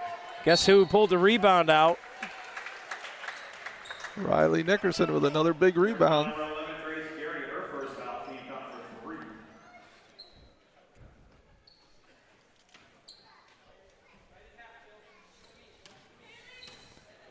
No pressure here from Fairview as they step back into their half-court defense.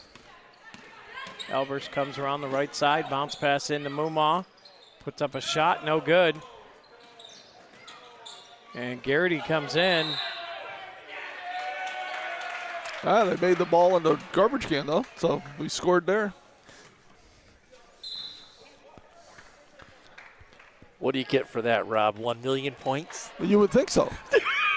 Right? For as hard as that to actually pull off, you would think there'd be some bonus points for that, right? You would think. I would hate to hear what you two would draw up as a sport together. It would be interesting. As Garrity there again. And again, Albers under the screen and leaves Garrity open. Down to one. Shot from Muma off the mark. And 4 threes in that first quarter of play from the Tigers have them up 16-2. As we'll take a break, we'll be back to the Epiphanies Emporium second quarter right here on the Deej Experience Sports Stream. Fairview up.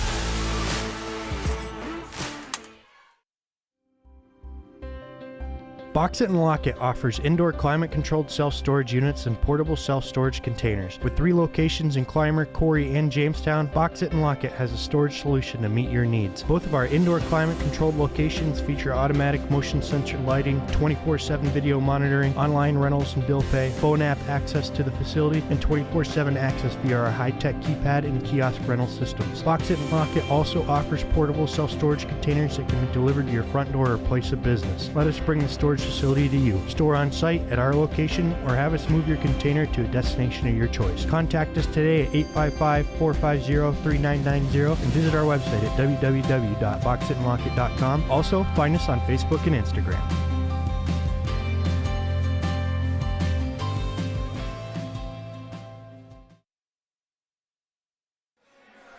And welcome back here to the Deej Experience Sports Stream. Scott Lockwood, Rob Elchinski with you as we have Stephen Mountain on the switch. Dewey Hurd on camera. And the Beavers in a big hole as we start the Epiphany's Emporium second quarter of action. It's Fairview up. Beavers will start with the ball, though. 16-2 is the Tiger lead. They wheel it around here. Albers on the right side. Back out to the top of the point. It's Grace Allen. Yeah, and you see, Scott, you mentioned it, all of a sudden it was 10-2, and, that's what happens at Fairview. Just very disciplined team. The minute you make a mistake, they capitalize. And, Garrity did that a couple times on the screens, and Pizzo hit a couple nice shots. There's another one for 3, and that one's going to get tagged to Garrity for over the back. Yeah, it'd be her first.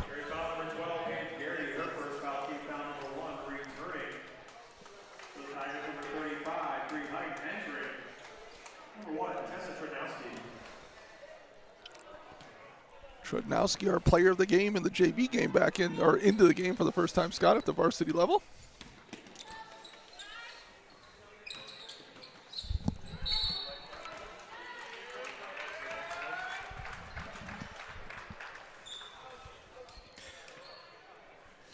So another turnover here as the Tigers bring it across the stripe.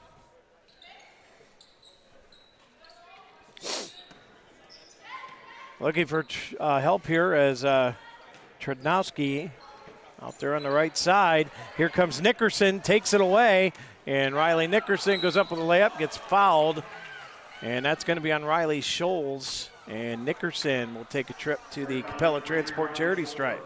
Yeah, nice steal there by Nickerson, and takes it the length of the court for the layup and the foul. See if she can knock these down. Gets the first one. And one more will put her at 50% for the day. That Nice a girl? one there, Riley. As Fairview inbounds the ball. And opportunity for Corry to, with Garrity out of the game, she kind of is the keeper for Fairview. Keeps everybody under control. With her out, maybe we can take advantage and get some baskets. Oh, and there's Bree Height.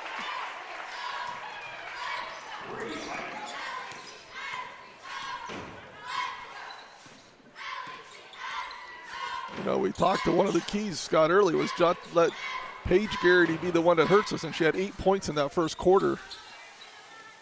Again, the other girls were scoring, but, boy, you really got to keep her in the reps. Yeah, and that's what I said at the beginning. You got to find a way to control her and Height both. They're going to get their points, but you can't help them getting their points. Yep. Is Januso checks out of the game, so does Trudnowski. Agnello comes away with the ball, off and running are the Tigers. Garrity, top of the point. Kicks it out, Agnello to Height. Finds Scholes on the right elbow. They flip it around to Pizzo underneath. Bree Height, there's that battle with her and Dine underneath. Nickerson in there with a rebound. Yeah, another great rebound by Riley Nickerson.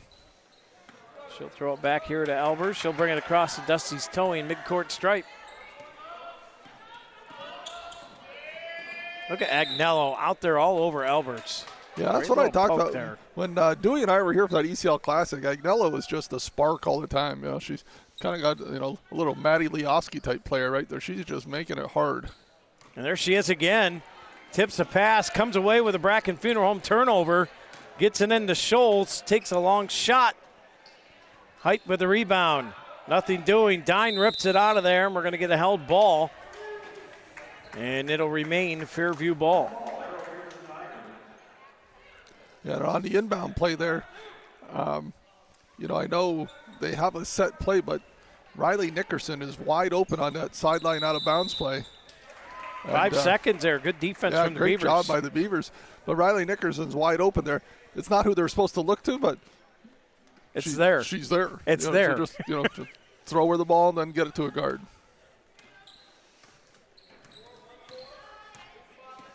Here comes Albers. Over to Nickerson.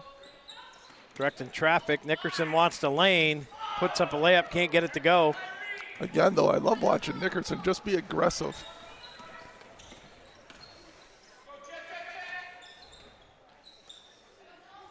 Over to Agnello. One-on-one here with Mumaw. Gets it over to Garrity. Agnello. Pass to Height. Boy. Yeah, that can't happen. They were working for that the whole time over there as Bree Height just continued to push Sadie out a little further and sealed her, and I'm able to get that pass to her. Grace Allen trying to drive, gets a pass out. Oh, boy. Sadie, take it just once. Nickerson over to Dine. There it is. Go. Thank you. Nice shot. Just once. Sadie That's Dine. all I wanted. Sadie Dine with a big 2-point bucket there.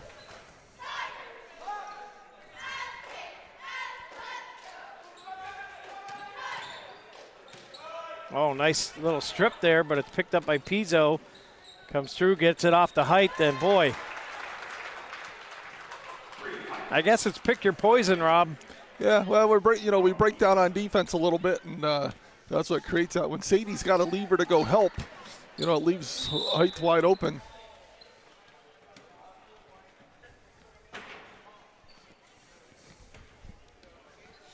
Mumaw will throw in here, 3:43 to go.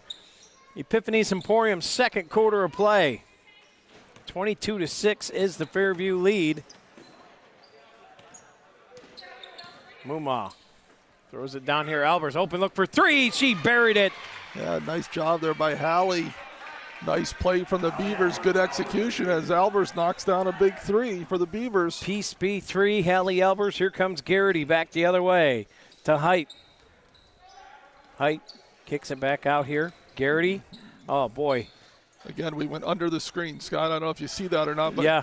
You just can't go under the screen on a shooter, especially a shooter like Garrity. You got to go over. Here comes Albers across the Dusty's toe, midcourt stripe. 2:59 to go, just under 3 minutes here in the first half. As Sadie Dine wheels it around. Albers, right elbow. Out to Mumaw, around to Grace Allen on the left side. Down here to Dine. To Nickerson. Dine wasn't expecting it. And it goes off the melon and right to the Tigers, and that one's tipped by Dine. By Height, puts up a shot, can't get it to go, gets the rebound, putback is blocked. Look at Riley Nickerson in there just scrapping for that ball. Yeah, a great job by Haley Mumaw as well on that little block. Boy, we got a loose ball and chaos ensuing. Grace Allen picks it up. She's going to pitch it out. Albers open, look for three, and she buried it again. Albers. Peace B3. Great job by the Beavers there continuing to battle, Scott. All starts on that defensive end.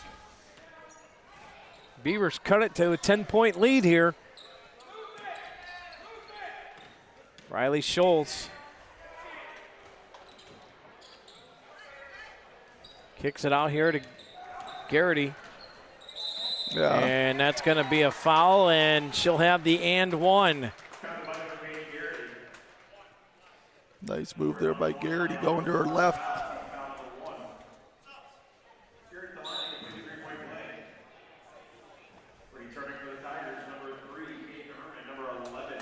Paige Garrity at the line to complete the three-point play. Almost called her Ella.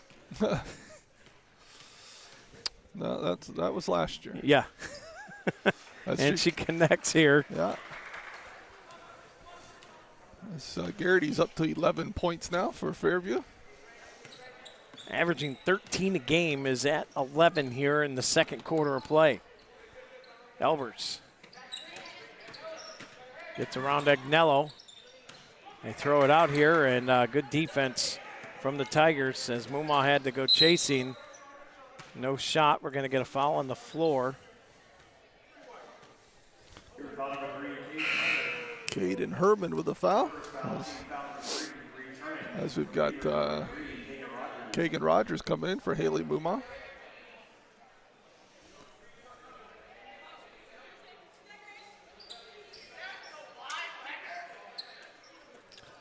Elbers launches another three, just short. Oh, and that come up high at Rogers, too. Couldn't get her hands up. And the Tigers come away with the rebound. Agnello comes up running.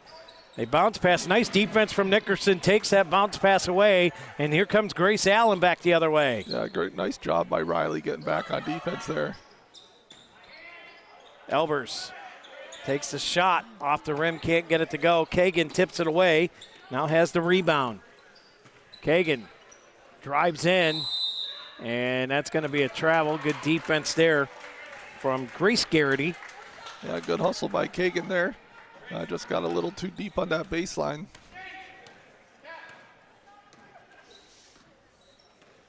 And here comes Garrity. And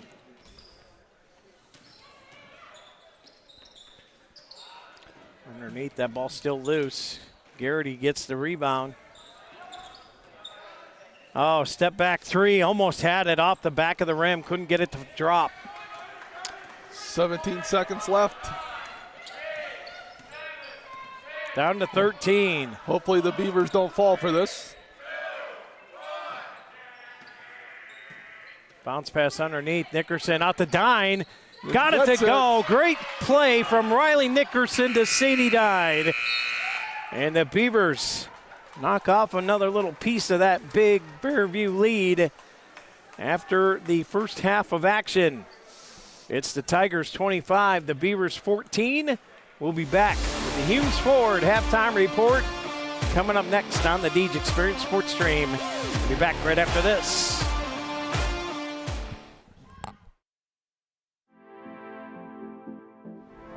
Hey, welcome to Peace Beat. I'm Erin. And I'm Missy.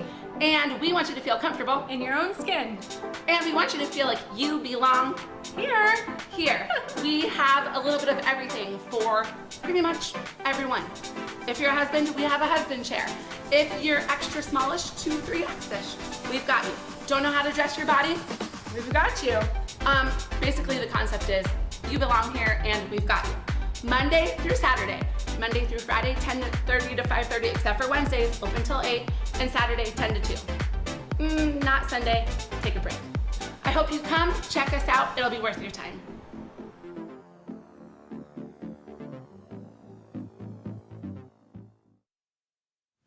I do this because I love it. I love working with my hands, I love working with people, I love watching things transform from what they used to be to what we can make them become. We are a full-service general contractor. We do everything from the ground up. We take pride in the fact that we don't use a lot of subcontractors. We have our own in-house masons, cement, roofers, siders, drywall finishing, electricians. This is our 20th year in business. Our employees mean the world to us. We couldn't do what we do without the guys that we have. And we take pride in the fact that most of the guys that have been here for a very long time. If you're looking to have a project done, feel free to reach out to us. The mission at Crossroads Fellowship is to invite people into a life-changing relationship with Jesus Christ and to build a vibrant, loving community where all can experience His grace and truth. They are committed to being a place where everyone, regardless of background, can encounter the hope and peace and purpose found in Jesus. Through authentic worship, compassionate service, and genuine connection, Crossroads Fellowship aims to inspire and equip people to follow Christ and share His love with the world. Sunday services start at 10 a.m. with children and youth care provided, complete with clearances. Crossroads Fellowship, we're better with you here. 17721 Route 89 in Corry. Dahlia Gifts and Decor offers great gifts and goods for you and your home. Try their loose leaf teas, honey, and dips. They have handmade jewelry, leather goods, refurbished antiques and vintage items, and handmade items by local artisans. From baby, wedding, and anniversary items to bath and body, candles, room sprays, pet items, and so much more, Dahlia's has seasonal decor to meet your needs, and new items are added all the time. So what are you waiting for? Stop in at Dahlia Gifts and Decor, 10 South Center Street in Corry. Since 1968, UTEG's Body Shop has been Corry's leader in offering complete collision and refinishing services, including unitized frame alignment. Located at 633 East Smith Street in Corry, UTEG's is a family-owned business that offers free estimates, insurance company assistance, lifetime warranty, automotive glass replacement, and paintless dent repair. UTEG's would like to thank all of their customers and welcome the new ones. To schedule your appointment today, call UTEG's Body Shop at 814-663-2562. Thank you for choosing UTEG's as your selected auto body repair facility. Imagine a world-class education right in your hometown. The Corry Higher Education Council, located at 221 North Center Street in Corry, PA, makes this possible. As an affiliate of the EC Council, the Corry Higher Education Council now provides skills-based learning in cybersecurity and software development that can lead to high-paying remote employment. Get the education employees are looking for. Sign up today by visiting www.corryhighered.org or give them a call at 814-664-9405.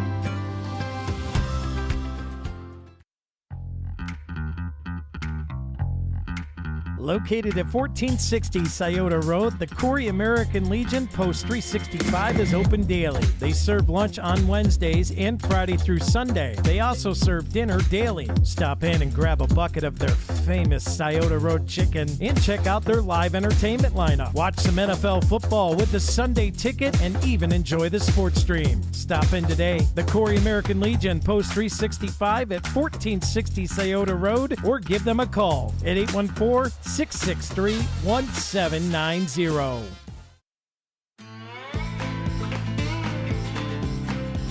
Knapp's Butcher Block, located at 11523 Route 6 in Corry, offers custom processing for beef, pork, and lamb. You can purchase individual cuts of your choice of meat and hamburger, or stock up. Fill your freezer by purchasing half or whole cows or hogs, both grass and grain-fed. For more information, pricing, and availability, give Knapp's Butcher Block a call today, 814-964-0225.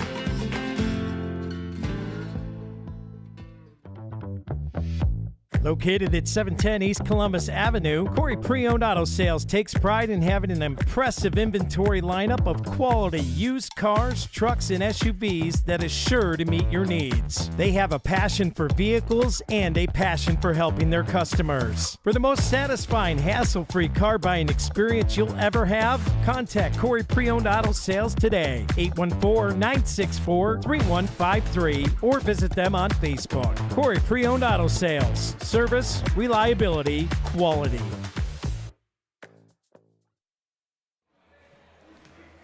And welcome back here to the Deej Experience Sports Stream. It is halftime here at the View, where the Tigers have a 25-14 lead over the Lady Beavers.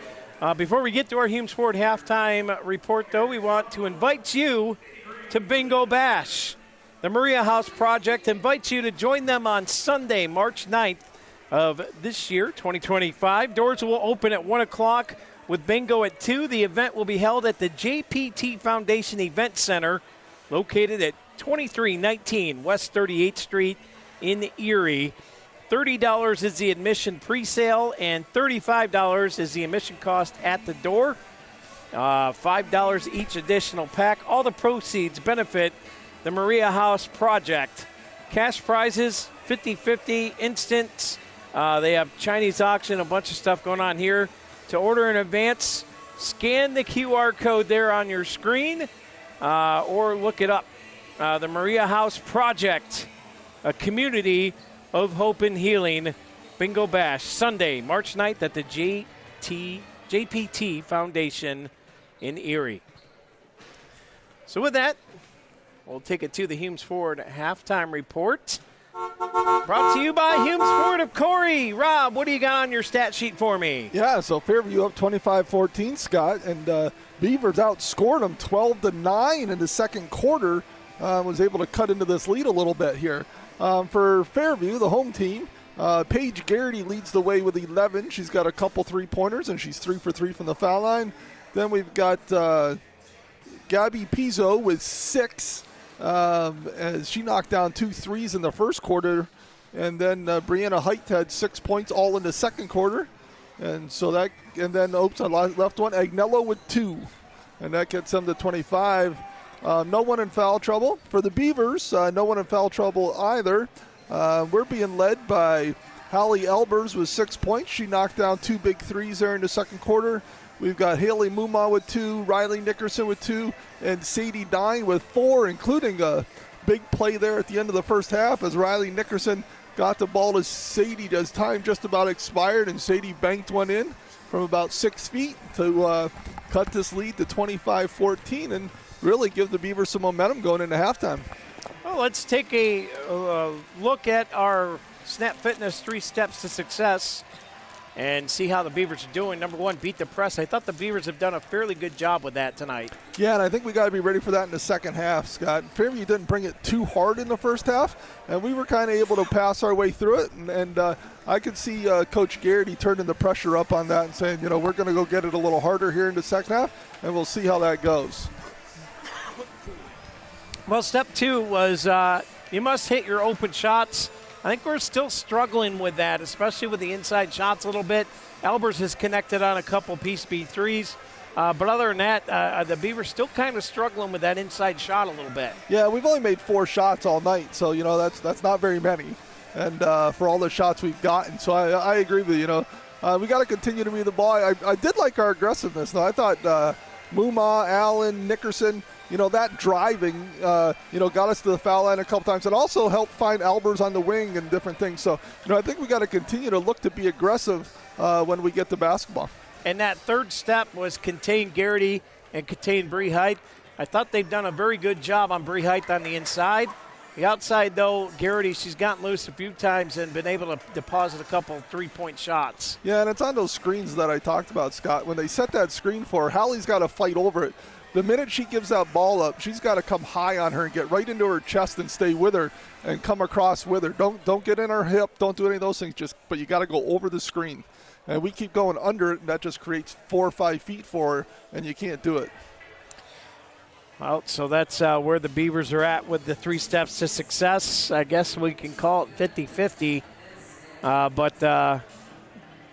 Right now they're still in a hole here, Rob, as they trail 25-14. What's the game plan coming out here in the third quarter of play? Yeah, to me it's, defensively you can't allow the Fairview guards to penetrate. That's how Height got a couple easy baskets with Sadie Dine had to go help, and then that leaves Height wide open.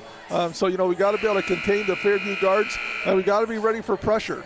And then let the rest of the game take care of itself. Like you said, we got to score, but, you can't really give a speech at halftime to, stop missing your shots and start making them. It's just work the ball for good shots, and eventually they're going to go. All right, well, here we go. We'll see how the Beavers do here in the second half. Third quarter on the way. Brought to you by Corry Pre-Owned Auto Sales. Yeah, we got to protect from being a one-quarter team tonight, Scott. We had a good second quarter. Now let's go finish it off and play a whole good second half. And we'll start with the Tigers with possession here. They'll work it around as they get it out to Agnello. Agnello trying to drive in. Nothing there. They pitch it out to Pizzo. She's hit a couple deep balls tonight as well. Yeah, right now she's kind of the difference in the game, right? I mean, she's got 6 points. We're down 9, or we're down 11, excuse me, and, she's kind of that difference. Height. Good job by Dine there on Height, making her take that ball back out. This is Riley Scholes on Riley Nickerson. Ball is out of play, and the Beavers force a Bracken Funeral Home turnover. So good start here defensively for the Beavers. And a good job by Sadie there, just playing behind her. Don't get a silly foul there and play her when she gets there, and it worked out for us. Albers is greeted here by Agnello, pardon me. And it's Grace Allen.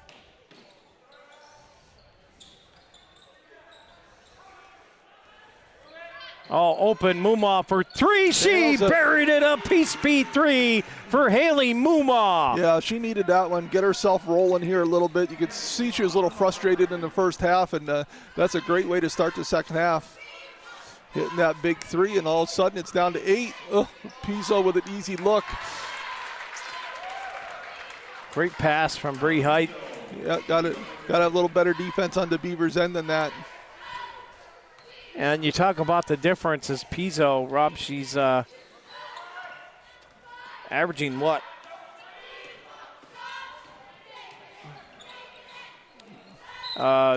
Six a game, so she's over her average right now with 8 points. Yep.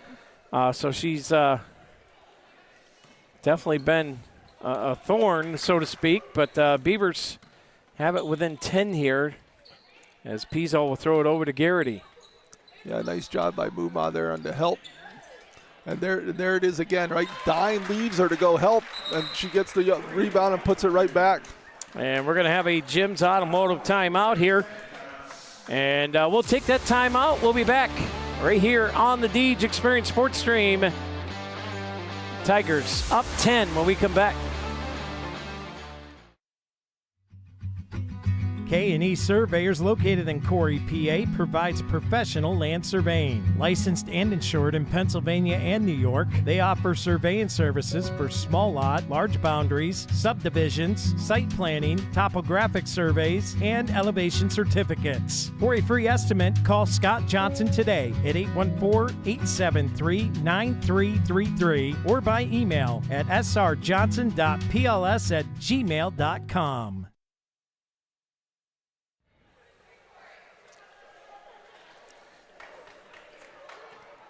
And welcome back here to the Deej Experience Sports Stream. Scott Lockwood, Rob Elchinski. Tigers up by 12, not 10, as they had that last bucket. 29-17 is the Fairview lead here. Yeah, the Beavers bring the ball up, and, again, got to make it hard for Fairview on when they have the ball. And, as we dribble around, got to look for the open girls as we find Muma again. Well, that shot was short. Ball still loose. Agnello picks it up. Piaa up to Garrity, and here come the Tigers.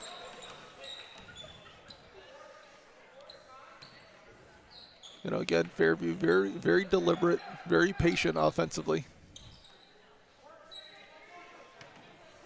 Garrity got around Elbers, and she's going to draw a foul here. And Garrity will head to the Capella Transport charity stripe to shoot two. Yep, 2 on Elbers.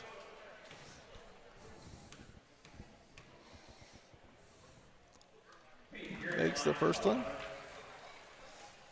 And with Garrity, when she gets to the foul line, it's just about like giving her the basket. Yeah. Very good foul shooter. So Fairview's extended the lead back up to 14. See if the Beavers can answer here.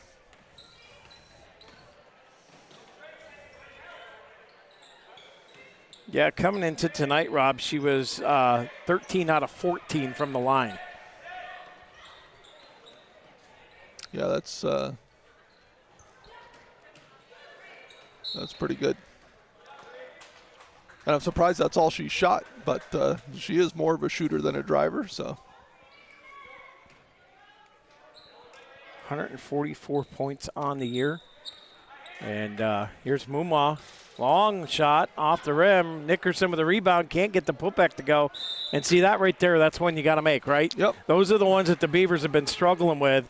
And it's been causing them some issues this season. And I don't know what it is, if it's just just a mind thing or. You do all that hard work to get the ball there, and then you got to be able to put it in. And there, nice look by Muma to find Nickerson there on the out-of-bounds play. Nickerson's going to go to the line to shoot two.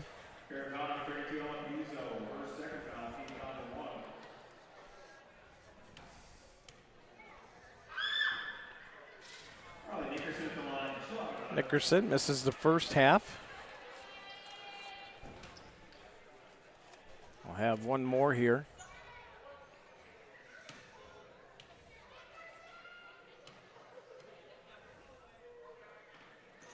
Hits the second one. So Riley's right around 50% tonight from the line, Rob. Yeah, nice job by Riley. Being aggressive still, like it.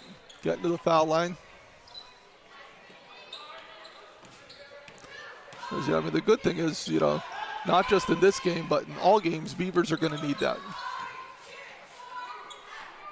Agnello out here on the right wing. Throws it over. Piaa, open look for three, and that one rattles the can but can't drop. And Muma's all alone, off and running. And she will lay it up, miss the layup, and It's taken away, and boy, there's another one, Rob. In tight, open look. And again, the Beavers can't capitalize on it. Yep, and that was a great defensive play, right? Yeah, absolutely. Good job, you know, getting the steal, getting down the court, kind of got a wide open layup and, you know, just not able to convert. Jim's Automotive timeout. It's a full timeout. We'll be back. We'll take it. We'll be back right after this on the Deej Experience Sports Stream.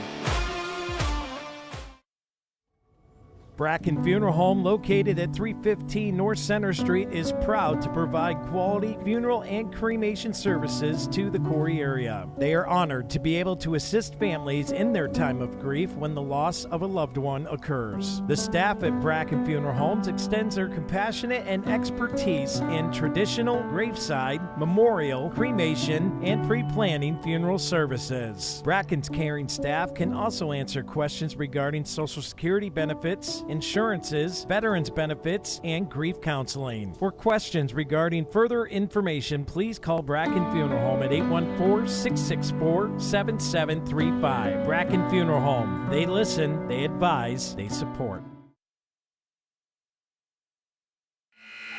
And welcome back in here to the Deej Experience Sports Stream as the Beavers trying to figure it out here.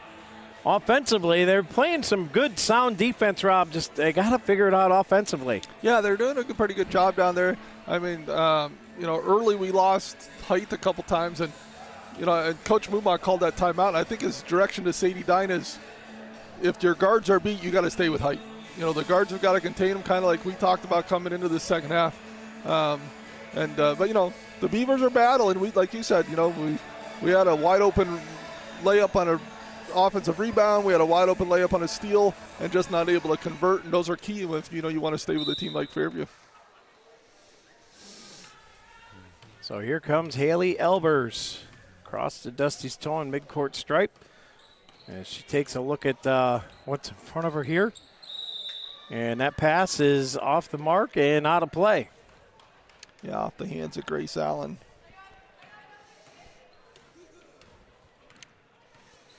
You know, Grace is somebody here in the second half who's got to get going a little bit. So far, she's been held scoreless, and you know,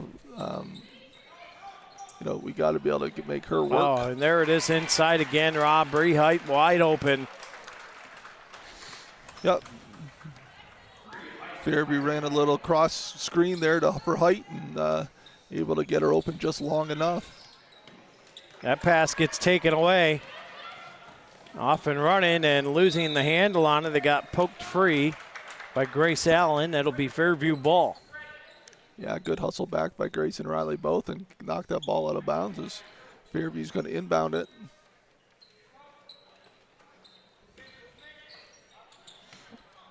Coming around, open look, bounce pass inside.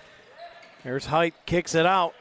Agnello comes around, takes a shot, can't get it to go. Allen with a rebound. Yeah, see if we can get a look here. Oh, that one turned right over. Yeah, that's a couple times we've had that happen with Grace, where she goes just a step too far on that.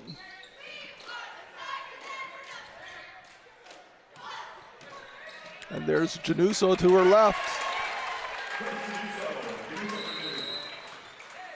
And we got a Jim's Automotive timeout again here on the Deej Experience Sports Stream. We'll take that timeout. We'll be back here as the Fairview Tigers lead at 37-18. Be back after this.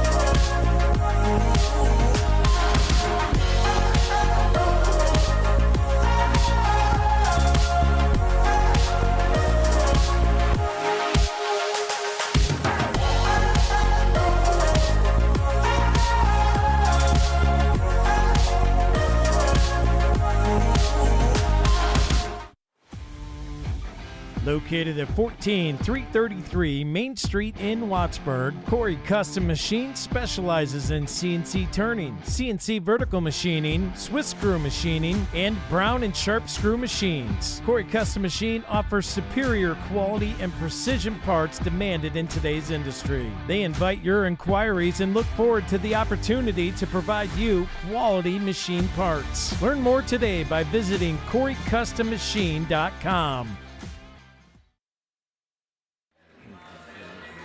And welcome back here to the Deej Experience Sports Stream. We've got just a bit over 2.5 to go here in the Corry Pre-Owned Auto Sales third quarter of play.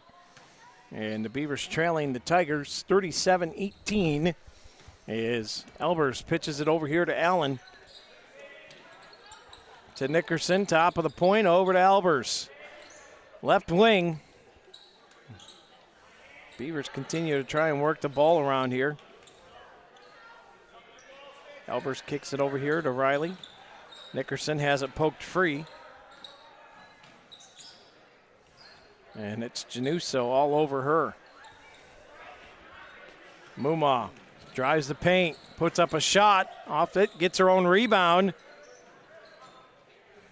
Looking for help, and yeah, just kind of turned it over there. You're right, you got to dribble your way out of that one. And then, one of the things, Corry might be able to look at on offense is Paige Garrity's guarding Grace Allen, which Grace has a significant size advantage.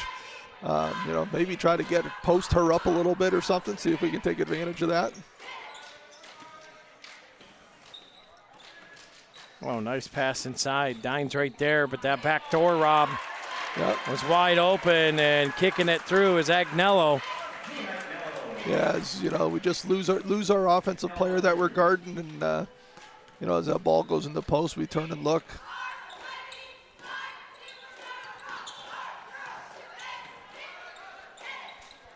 Here's Nickerson, kicks it over to Muma. That pass is swatted away, intended for Elbers, and Agnello got her mid in there and knocked it out of the way. We talk about Paige Garrity's offense. Just watch her play defense when Grace Allen doesn't have the ball. I mean, how she's guarding Grace Allen. I mean, I'm talking about Grace hasn't scored, but a lot of that is due to Paige Garrity.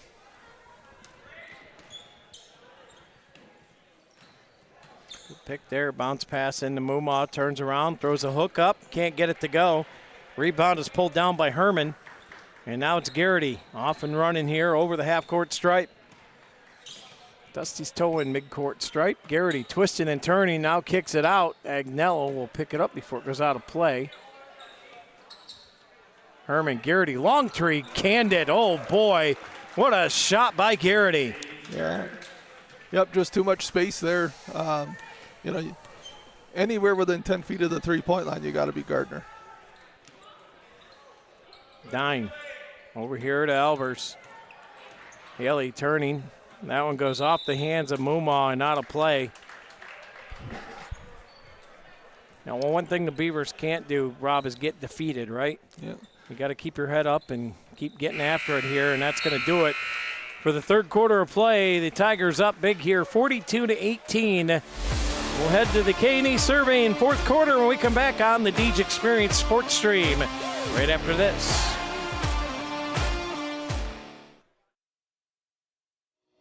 Since 1945, Corry Manufacturing Company has been developing processes in the manufacturing of aircraft and gas turbine components. Their specialties are assemblies that supply air, water, fuel, and oil to the engine. Corry Manufacturing Company has been voted Best Manufacturing Employer in Corry with over 75 years of manufacturing excellence. They are currently hiring for all positions and would like you to come and join the team. Contact the Human Resources Office today at 814-664-9611. Corry Manufacturing Company would like to wish all the student athletes the best of luck in the 2024-25 season. Corry's only locally operated radio station is Channel 98.9. With your Erie weather, your favorite personalities. Thank you so much for joining us on a Monday. UC Today local news, entertainment, and information around the clock. And Corry's Modern Rock. Channel 98.9, your one radio station. And welcome back in here to the Deej Experience Sports Stream. Scott Lockwood, Rob Elchinski, Steve Mountain on the switch. Dewey Hurd on the camera, I should say. And he's kind of quiet, and we even gave him a headset. Yeah, one of the things we talked about, Scott, coming out of that halftime, when we had kind of had a nice second quarter there, was we had to be ready for Fairview's pressure. That I was sure Coach Garrity was going to turn it up, and I thought they did that in the third quarter. Even though it wasn't full court, it was just a half-court pressure where we really, they really pressured the ball. Reagan Kemp into the game, as is Kagan Rogers. Muma throws it in here to Kemp. Kemp being guarded there by Grace Garrity. Now Allen with it.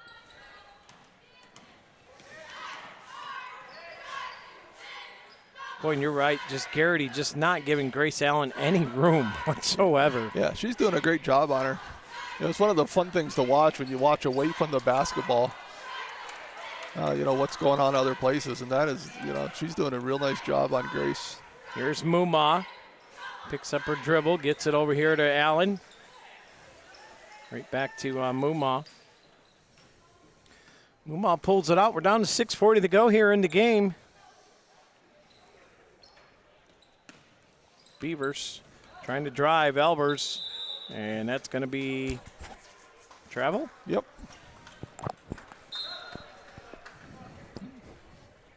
And Coach Muma just says, put it up. Yep. Just keep going and use that left hand, he's saying. Sadie Dine checks in. She's going to come in for Reagan Kemp. As Bree Height came back in, so Coach Muma counters that with Sadie Dine. And there's Garrity to her left. All the way in. Couldn't get it to go, and here come the Beavers now. 6:17 left in this one. As Elbers greeted out there by Agnello to Allen. Gets rid of it to Kagan. Over. Elbers wide open look for three, and she buried it. Piece B3, Haley Elbers. Yeah, another nice shot there from Hallie Elbers. Her third three-pointer of the game. Inside here to Height. They kick it back out. Pizzo, Rhonda Agnello, now Garrity. Inside, Height puts a shot up, and there's Brianna Height. Yeah, nice shot there from Height. That gives her 12 on the night. One shy away from her average on the year. Yeah, like we talked earlier, they got a nice inside-outside game, and there Grace Allen gets it stolen by Agnello. Pulls it out. She's going to go right to Height. No question about that was coming. Great nice defense. Nice job though. by Sadie Dine.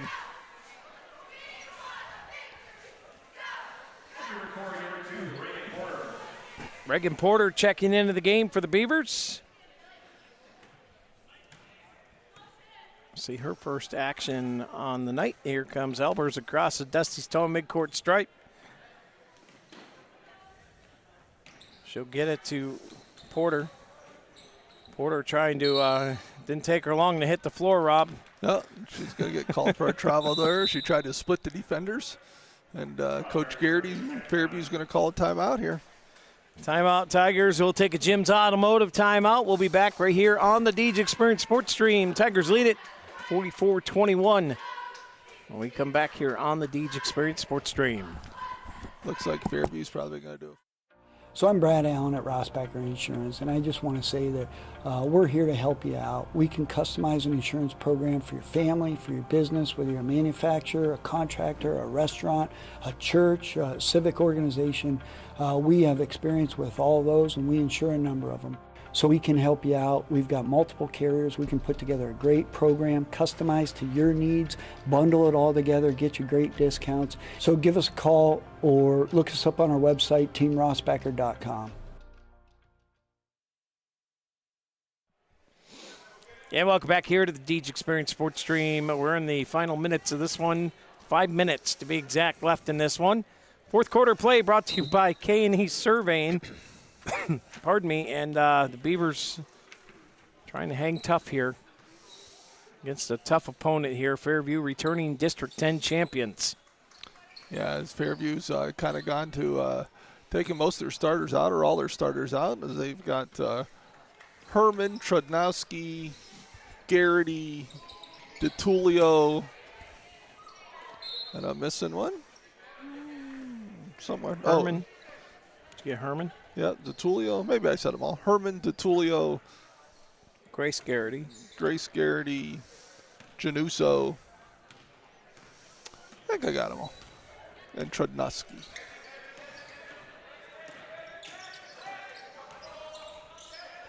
Grace Allen kicks it out here to Elvers. Elvers comes all the way around. Elvers looking, throws a pass out here to Muma off the rim. And, boy, there is another one of those shots, Rob, inside. They just can't get him to go. Yeah, nice look there from Hallie Elvers. You know, as the dribbler goes low, you need somebody to come to that middle area. And there was Haley Muma, and just unable to knock it down, like you said.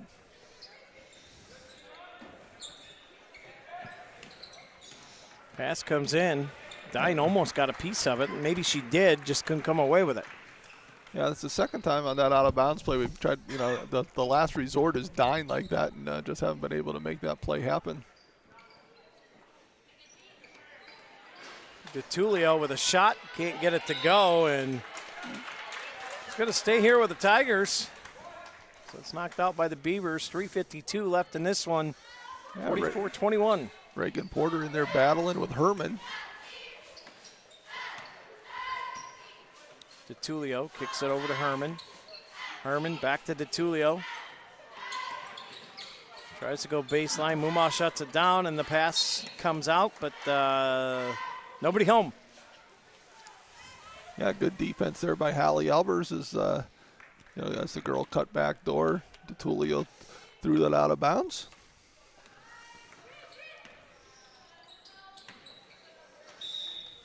That one knocked free by Trudnowski, or Januso, pardon me.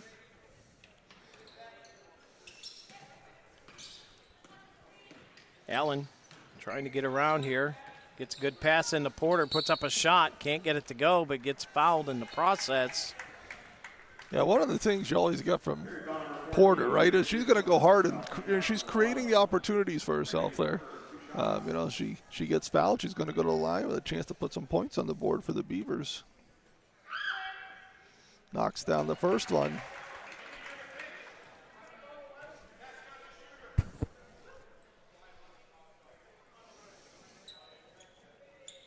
Nickerson and Kemp checking in as Dine checks out, and Elvers is going to get a break.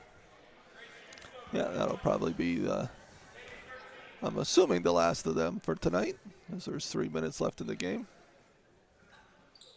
Porter, second one drops. Nice job there by Reagan, getting to the hoop, converting to foul shots.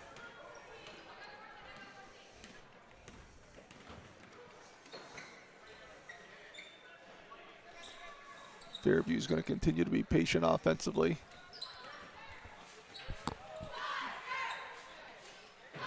As the Beavers have got, you know, 4 sophomores and Reagan on the court here.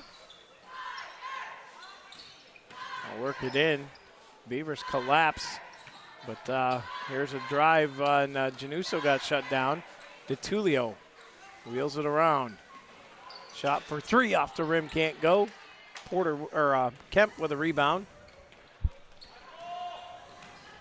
As Muma pumps a shot, nothing there. Looks for help. That one's tipped away, and Grace Allen will pick it up. Splits the defense, tried to get through.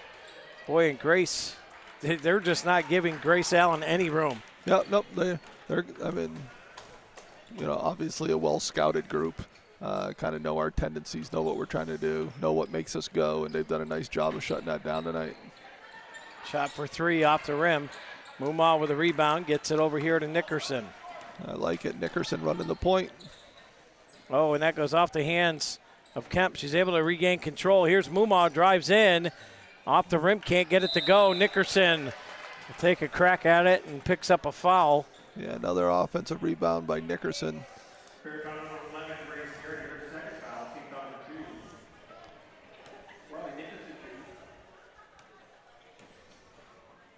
Nickerson from the first. No good. Kagan Rogers will check in, and Grace Allen will come out.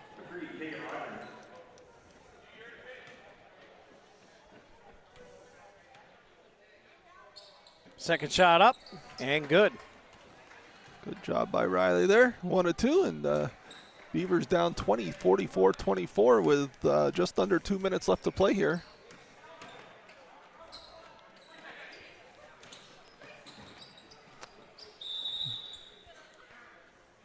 Yeah, that goes out of play. And see, Januso just made a liar out of me. She went right.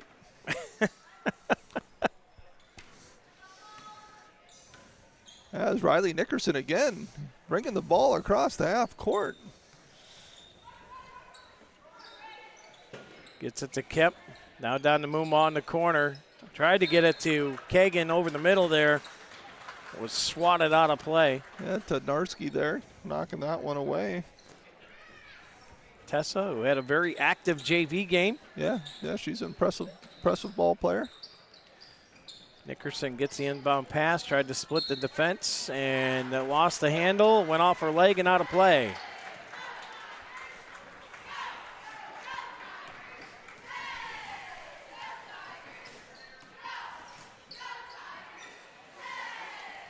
Fairview continues to run their offense. And the Grace Garrity back out to DeTulio. Shot just short. Picked up here. A minute to go is Reagan Kemp. That one's taken away. Off and running are the Tigers. Porter trying to get a hand on it. And now Kagan Rogers gets a steal. Up to Muma. Muma. Nice pass by Kagan Rogers. Now big assist right there. Corry Community Foundation assist. And we got a timeout Fairview with 35 seconds to go here. And this one, it's a Jim's Automotive timeout. We'll step aside. We'll take a break. 44-26. We come back.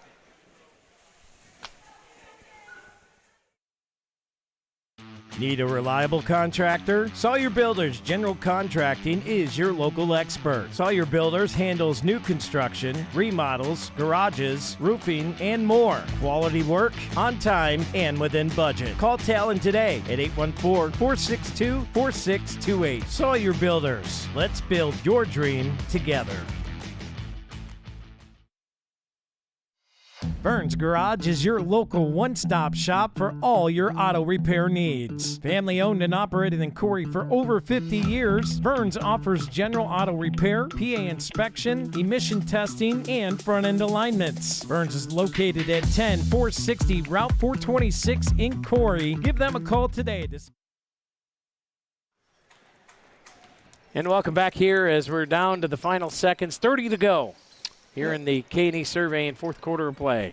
Just enough time, Scott, for me to sneak in one last Three Musketeer bar. I'm not going to get yelled at for that, am I? No. Tednarski with a long three-pointer for the Tigers. Porter loses it. That one taken away.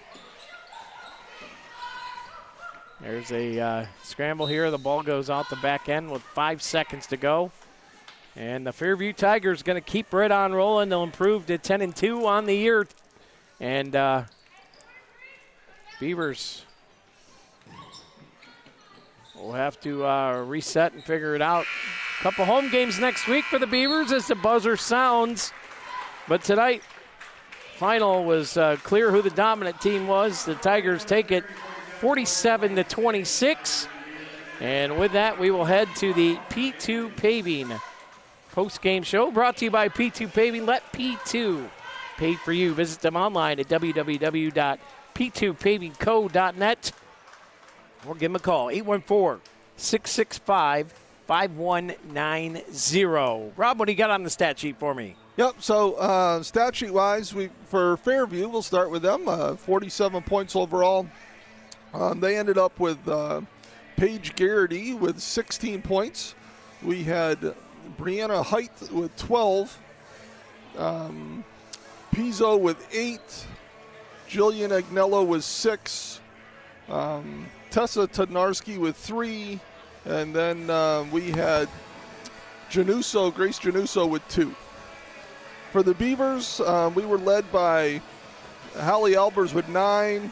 We had Haley Muma with 7, Riley Nickerson with 4, Sadie Dine with 4, and Reagan Porter with 2. All right, and that'll take us to tonight's awards, brought to you by Healthy Smiles, the offensive play of the game. Yeah, I'm going to go with Dine's basket at the end of the first half there. That cut the lead to 11, kind of gave us momentum going into the halftime. So I'm going to go with Sadie Dine's little 6-foot bank shot there as time expired in the first half. Defense play of the game is brought to you by Erie County Community College.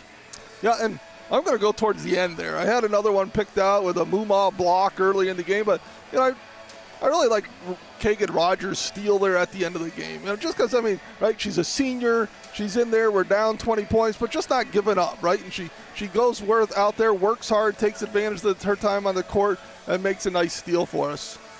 And that'll take us to tonight's Crotty Chevrolet player of the game. Yeah, and lots of times this goes to the high score, Scott, but tonight I'm not going that way. I just love the way Riley Nickerson plays. I just can't get enough of it, right? She's got a great attitude, but she just works. We talk about how important rebounds are, and she is just a rebounding machine. Offensive side, defensive side, and when she doesn't get them, she's getting her hands on the ball. I thought she was way more aggressive today offensively, got herself to the foul line a few times. I just thought she had a complete game tonight, and I was glad to see it for her. And that'll take me to tonight's Deej Experience Sportsmanship Award. And you can talk Garrity, you can talk height till you're blue in the face, but not tonight. Tonight, it was Pizzo, right? Come in, hit a couple big threes, hit over her average. I think she was averaging 6 points a game, hit over that tonight, and really was the difference in that first half, especially for the Tigers. Yeah, she was kind of an unexpected spark, right? She had those 2 threes in the first quarter, and that's really what separated the game early on for the Tigers, was her knocking down those 2 threes.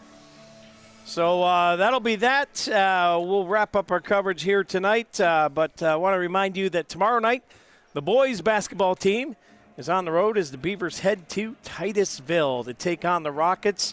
Rockets have been struggling the last couple of years. Hopefully they can get their program turned back around and headed in the right direction. But Beavers will play the Rockets, and then Saturday in the Beaver Dam is the Beaver Brawl.